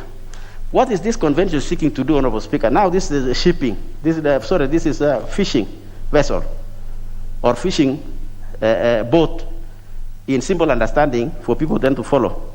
It is, Honorable Speaker, seeking the following, that it is looking for or to improve or address the issue of safety, health, and medical care for workers on board fishing vessel, ensuring a minimum age for the fishers that will be addressed, payment of minimum wages will be addressed, and enforcing limits on working hours, as well as ensuring they have the protection of a written work agreement and the same social security protection as workers on land, Honorable Speaker. It is, of course, many people who will be hearing me this afternoon, Honorable Speaker, or this evening will be saying, you mean there is no minimum wage for those people in the sea? It's not there, Honorable Speaker. That's why we are seeking, therefore, that should we then adopt this, and then the ministry or the department in charge, then using this one, will be able now to implement, or, Honorable Speaker, to enforce. Without that, Honorable Speaker, then, you know what happens then? Then the fishing vessels or the companies that are in fishing industry are exploiting our Kenyans, because then there's no provision of minimum wage. Can you imagine even also time? In terms of how many hours are you going to work in the fishing vessel? It's not provided for, because we have not adopted these international instruments, so that then the ministry can use them to then protect our Kenyans in the sea, Honorable Speaker. Even worse, there's no minimum age requirement. So, and of course, outside the sea, we have it on the land, that you cannot employ this age and so on. But down there in the sea, it is a different ball game. And that's why the ministry, therefore, is seeking and saying, give us these instruments so that then the government can be able to implement and enforce those protections that I've indicated in brief, Honorable Speaker, in this convention number 3. Honorable Speaker, as I move to convention number 4, which is, Honorable Speaker, the International Convention on Standards of Training, Certification, and Watchkeeping for Fishing Vessels, fishing vessel personnel, 1995. In brackets, Honorable Speaker, 1995 STCWF Convention, close the bracket. What is this convention seeking to do in brief? Honorable Speaker, it sets the regulatory framework for the training and certification of personnel employed in the fishing vessel, with a view to improving the safety of life and property at the sea in the fishing industry. So, of course, Honorable Speaker, what is it trying to cure? There's no standards in the sea in terms of the people who are going to work in these vessels. So what happens? There might be, of course, that will lead to what I'm saying, exploitation of the employees in the sea. The age, which I've said earlier, the times and so on. But now when it comes to this one, the training. So what are the basic minimums? Where is the training in the first place? We don't have it. And that's why, therefore, Honorable Speaker, the ministry and the Department of Maritime is seeking then these instruments that it's ratified. When it is ratified, then it will now give a proper procedure and how to now rate and do the qualification of the people who are going to work in the fishing vessel, Honorable Speaker. This is something very good and simple and direct. Why it has been outside there, maybe that will be addressed on another forum, Honorable Speaker, or another discussion or debate. Honorable Speaker, Convention number 5 that we are seeking this evening or this afternoon for the House to agree with us and approve is Cape Town Agreement of 2012 on safety of fishing vessels. So remember, Honorable Speaker, so that I can take you logically, we've been dealing with the staff, now we are dealing with safety of the fishing vessel. And what are we trying to say? Well, what is the convention seeking to do? It is, Honorable Speaker, trying to lay down the standards on the design. So we have dealt with the people. Now what about the ship? So this convention is addressing that by doing what? By giving the standards on the design, construction, and equipment of the seagoing fishing vessel, which, Honorable Speaker, to give you a brief, which are 24 meters or 300 gross tonnage and above. That is the one that can be allowed to go to the sea. Remember, this can also go to the deep end, and therefore you are looking at the size to protect the safety of the staff, which we have given conditions of how the staffing is going to be done. Honorable Speaker, further, this convention, the requirements are aimed at ensuring that vessel safety by flag, of course, by the country, like now our country, flag is a country, port or coastal states. It will further, Honorable Speaker, or it will also contribute to the fight against illegal and unreported and unregistered, of course, fishing, Honorable Speaker. What does that mean? It means that this convention, particularly the Cape Town Agreement, will give the specification of a fishing. It is saying here, it is easy for the government to recognize and say, look, you know what? This ship is not actually for fishing, and therefore that might be used for pirate, and they can address that quickly. But without which you can see different makes of ships or makeup of ships, and that's not how the industry is going to be protected, Honorable Speaker. And that is why then this convention is saying, should we approve? And then the ministry will be able to enforce and say, this is the specification of a ship that is supposed to be doing fishing in our waters, Honorable Speaker. Then, of course, then it is easy. Why? Because you as a country, we as a country, we are very sure the people who are going to board on that ship are safe because we have given our specifications. And, of course, you will be able to differentiate the ships which are in the sea. Which ship is for fishing, which one is which one, and the one which is not recognized, maybe that's for pirates, and that can be able to save this country, Honorable Speaker.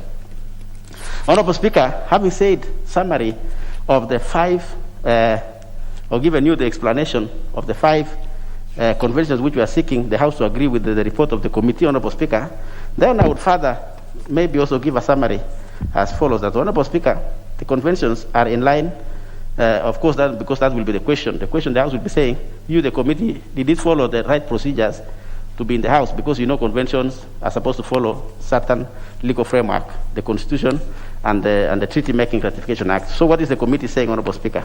I'm telling you this evening, then therefore I want to confirm to the House that the convention are in line with the spirit of the Constitution of the Republic of Kenya, as they address protection and the well-being of our Kenyans in recognition of the essential values of human dignity, human rights, and equality, Honorable Speaker. Further, the convention also promotes access to quality education, the well-being of maritime labor, and the employees, Honorable Speaker, of the people of Kenya, our own Kenyans who are working in the sea. Second, Honorable Speaker, I'm summarizing by saying that the ratification of the 5 conventions which I have just gone through will assist the Kenyans in realizing, of course, the benefits of blue economy, as I said in earlier opening remarks. Of course, the Big 4, as well as the United Nations Sustainable Development Goals. Further, Honorable Speaker, the conventions as presented satisfy the requirements of the Treaty Making and Ratification Act 2012 as provided for in Section 7 and Section 8 of the Act. Honorable Speaker, having said that, therefore, it is my duty then to seek this House. It is for this reason, Honorable Speaker, that the committee recommends that the House approves the ratification of the 5 maritime conventions which I have just said, Honorable Speaker. And with those few remarks, therefore, then I would request my colleague, Counsel, Honorable Shadrach Mose, Honorable Speaker, to second this motion. I thank you, Honorable Speaker. Honorable Shadrach Mose. Honorable Speaker, I stand to second these conventions. And Honorable Speaker, I would first and foremost state that after thoroughly going through the various 5 conventions, the committee dealt with each and every one of those conventions and was satisfied that they were in line with the Constitution of Kenya and the treaty making process under the Ratification Act of 2012. Honorable Speaker, indeed, as a country, I would state without any fear of contradiction that we are or we have lagged behind in actually effecting these conventions, because without them, Honorable Speaker, it means that our business as a country are limited, because the very fundamentals that are required to be able to transact with other countries that have delved into the sea or the maritime line is that we are extremely lagging behind. And that is, Honorable Speaker, why I would state without any fear of contradiction that the Maritime Labour Convention sets out the seafarers' rights. And these are some of the issues that we as a country have not been able to enjoy. And those are things like decent working and living conditions for the world's seafarers, and when there are any challenges that they occur in the sea, issues of compensation have been a problem. But these conventions, Honorable Speaker, once this House approves them, then we would be able to access them. The other line where we have been having challenges that would be addressed by these conventions, Honorable Speaker, is issues like financial security of seafarers in case they have been abandoned, and therefore their contractual claims for compensation in the event of death and in the event of serious disability are not addressed. But once we approve these conventions, Honorable Speaker, that actually gives our seafarers, people who work in the sea, people who are engaged, an opportunity to access those rights.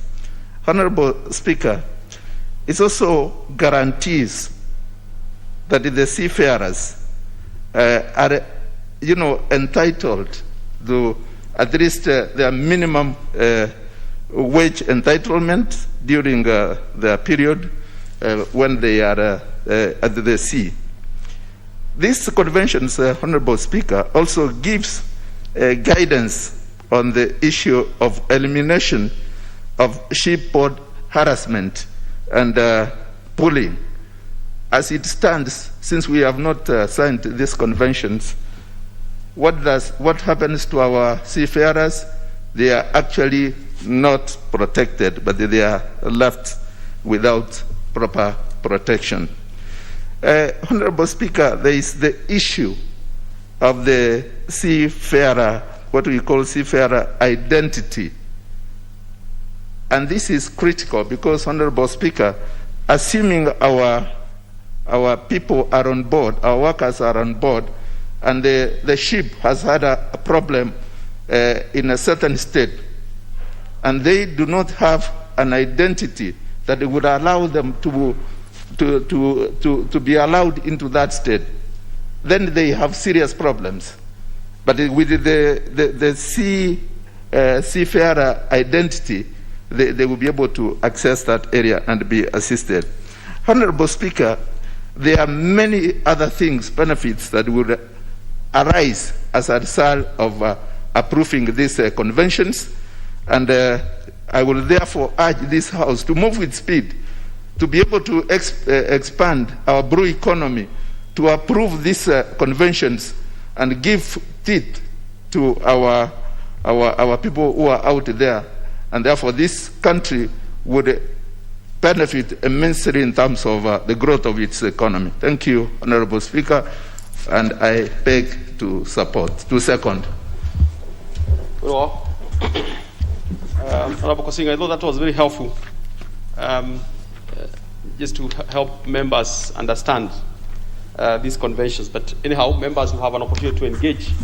Honorable members, I will propose a question which is that this House adopts the report of the Departmental Committee on Transport, Public Works and Housing on the ratification of the 2014 and 2018 amendments to the Maritime Labour Convention 2006, the International Labour Organization Convention C-185, amended Convention of Seafarers Identity Documents 2003, the International Labour Organization Convention C-188, Work in Fishing Convention 2007, the International Convention on the Standards of Training, Certification and Watchkeeping for Fishing Vessel Personnel 1995, and the Cape Town Agreement of 2012 on Safety of Fishing Vessels, laid on the table of the House on Thursday, September 23rd, 2021, and pursuant to the provisions of Section 8.4 of the Treaty Making and Ratification Act 2012, approves the ratification of 1. The amendments to the Maritime Labour Convention 2006 into bracket 2014 and 2018 amendments. 2. The International Labour Organization Convention C-185 into bracket amended Convention on Seafarers Identity Documents 2003. 3. The International Labour Organization Convention C-188 into bracket Work in Fishing Convention 2007. 4. The International Convention on the Standards of Training, Certification and Watchkeeping for Fishing Vessels Personnel 1995. And 5. The Cape Town Agreement of 2012 on Safety of Fishing Vessels. Honorable Odhiambo Akoth. Thank you, Mr. Speaker, for giving me the opportunity. Mr. Speaker, I think you've given me because I come from a fishing area. And I do thank the committee for this report. And Mr. Speaker, let me also just start off by praising myself that this report is actually here courtesy of me because I brought the Treaty Making and Ratification Act in 2012. Otherwise, the treaties wouldn't be coming before this House. So I'm actually proud.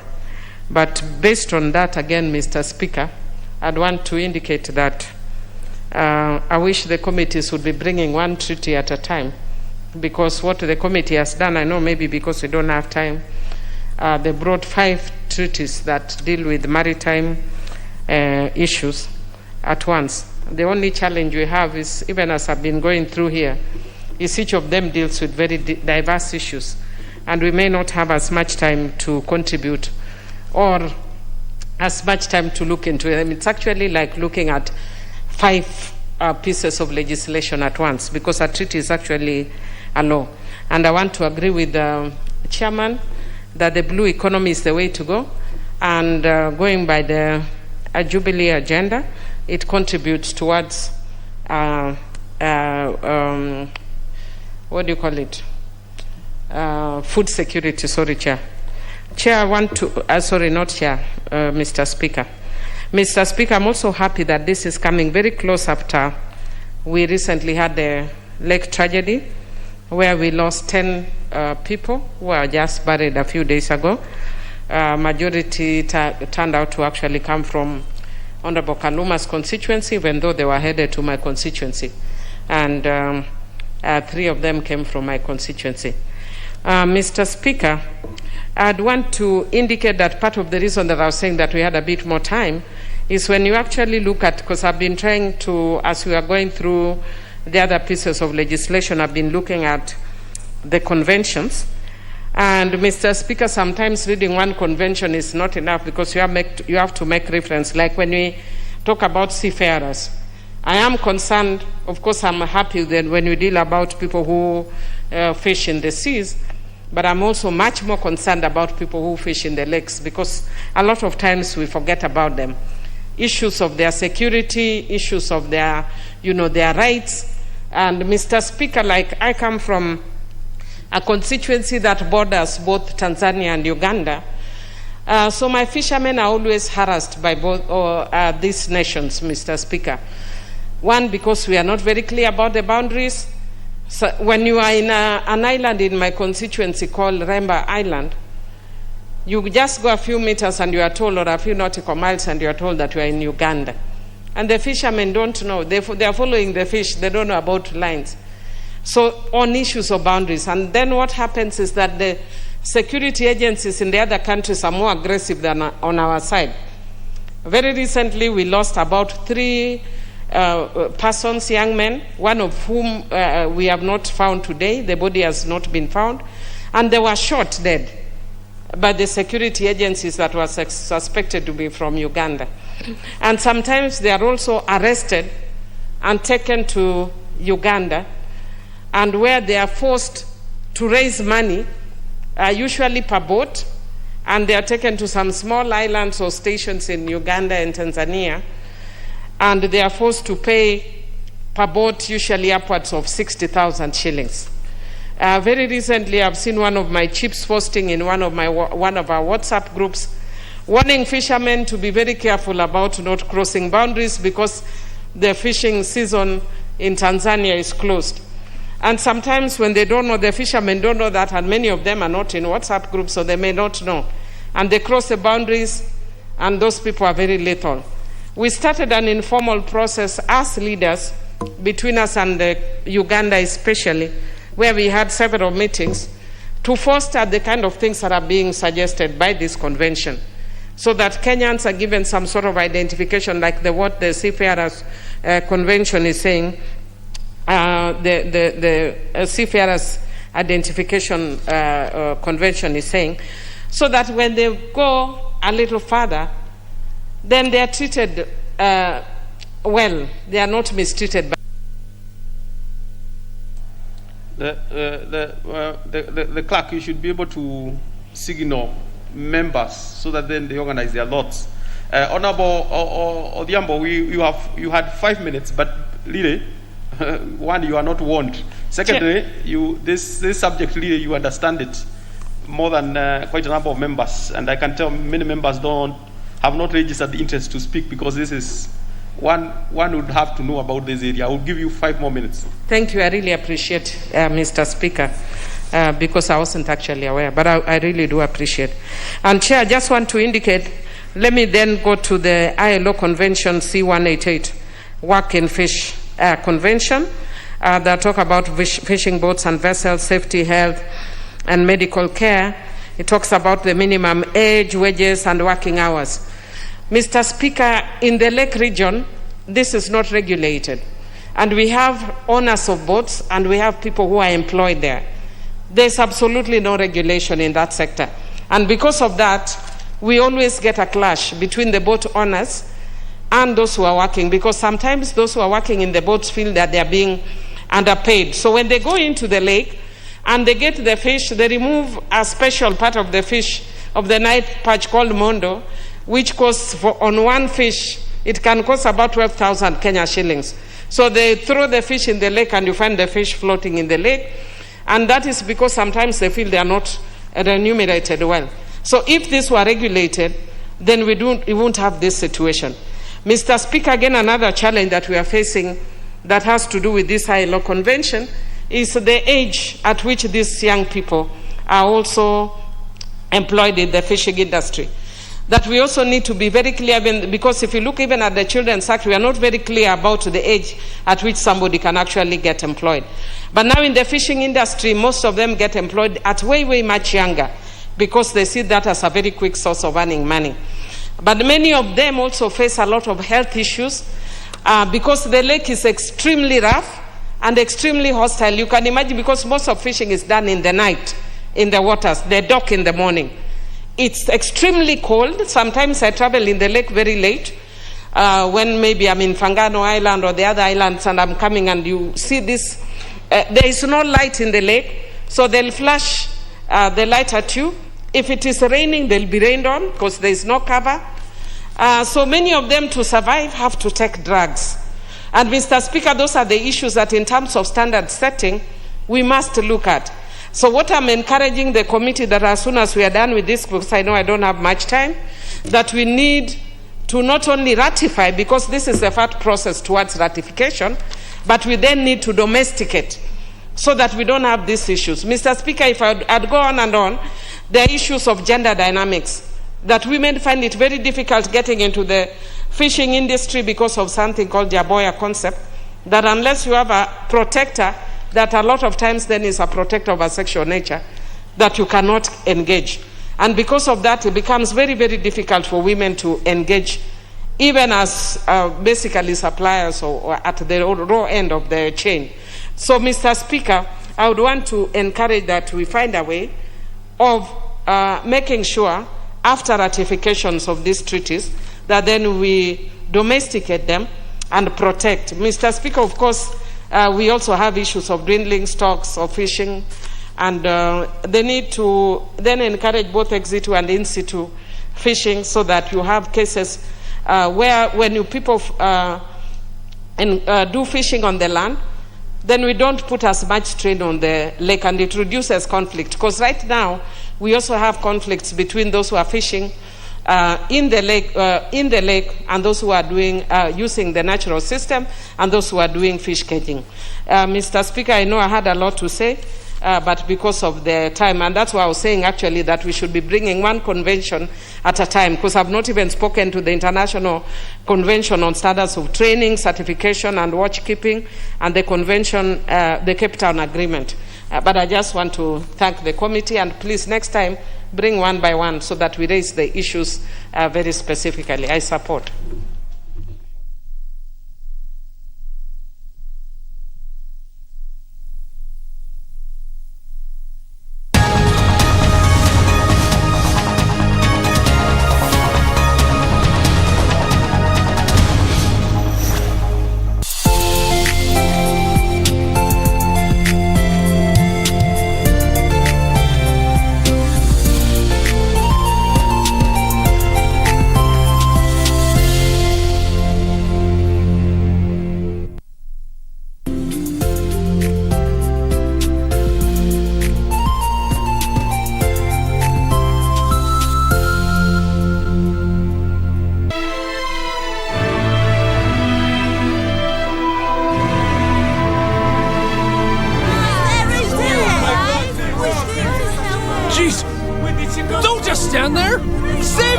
I believe that your brother is grieving even more than you.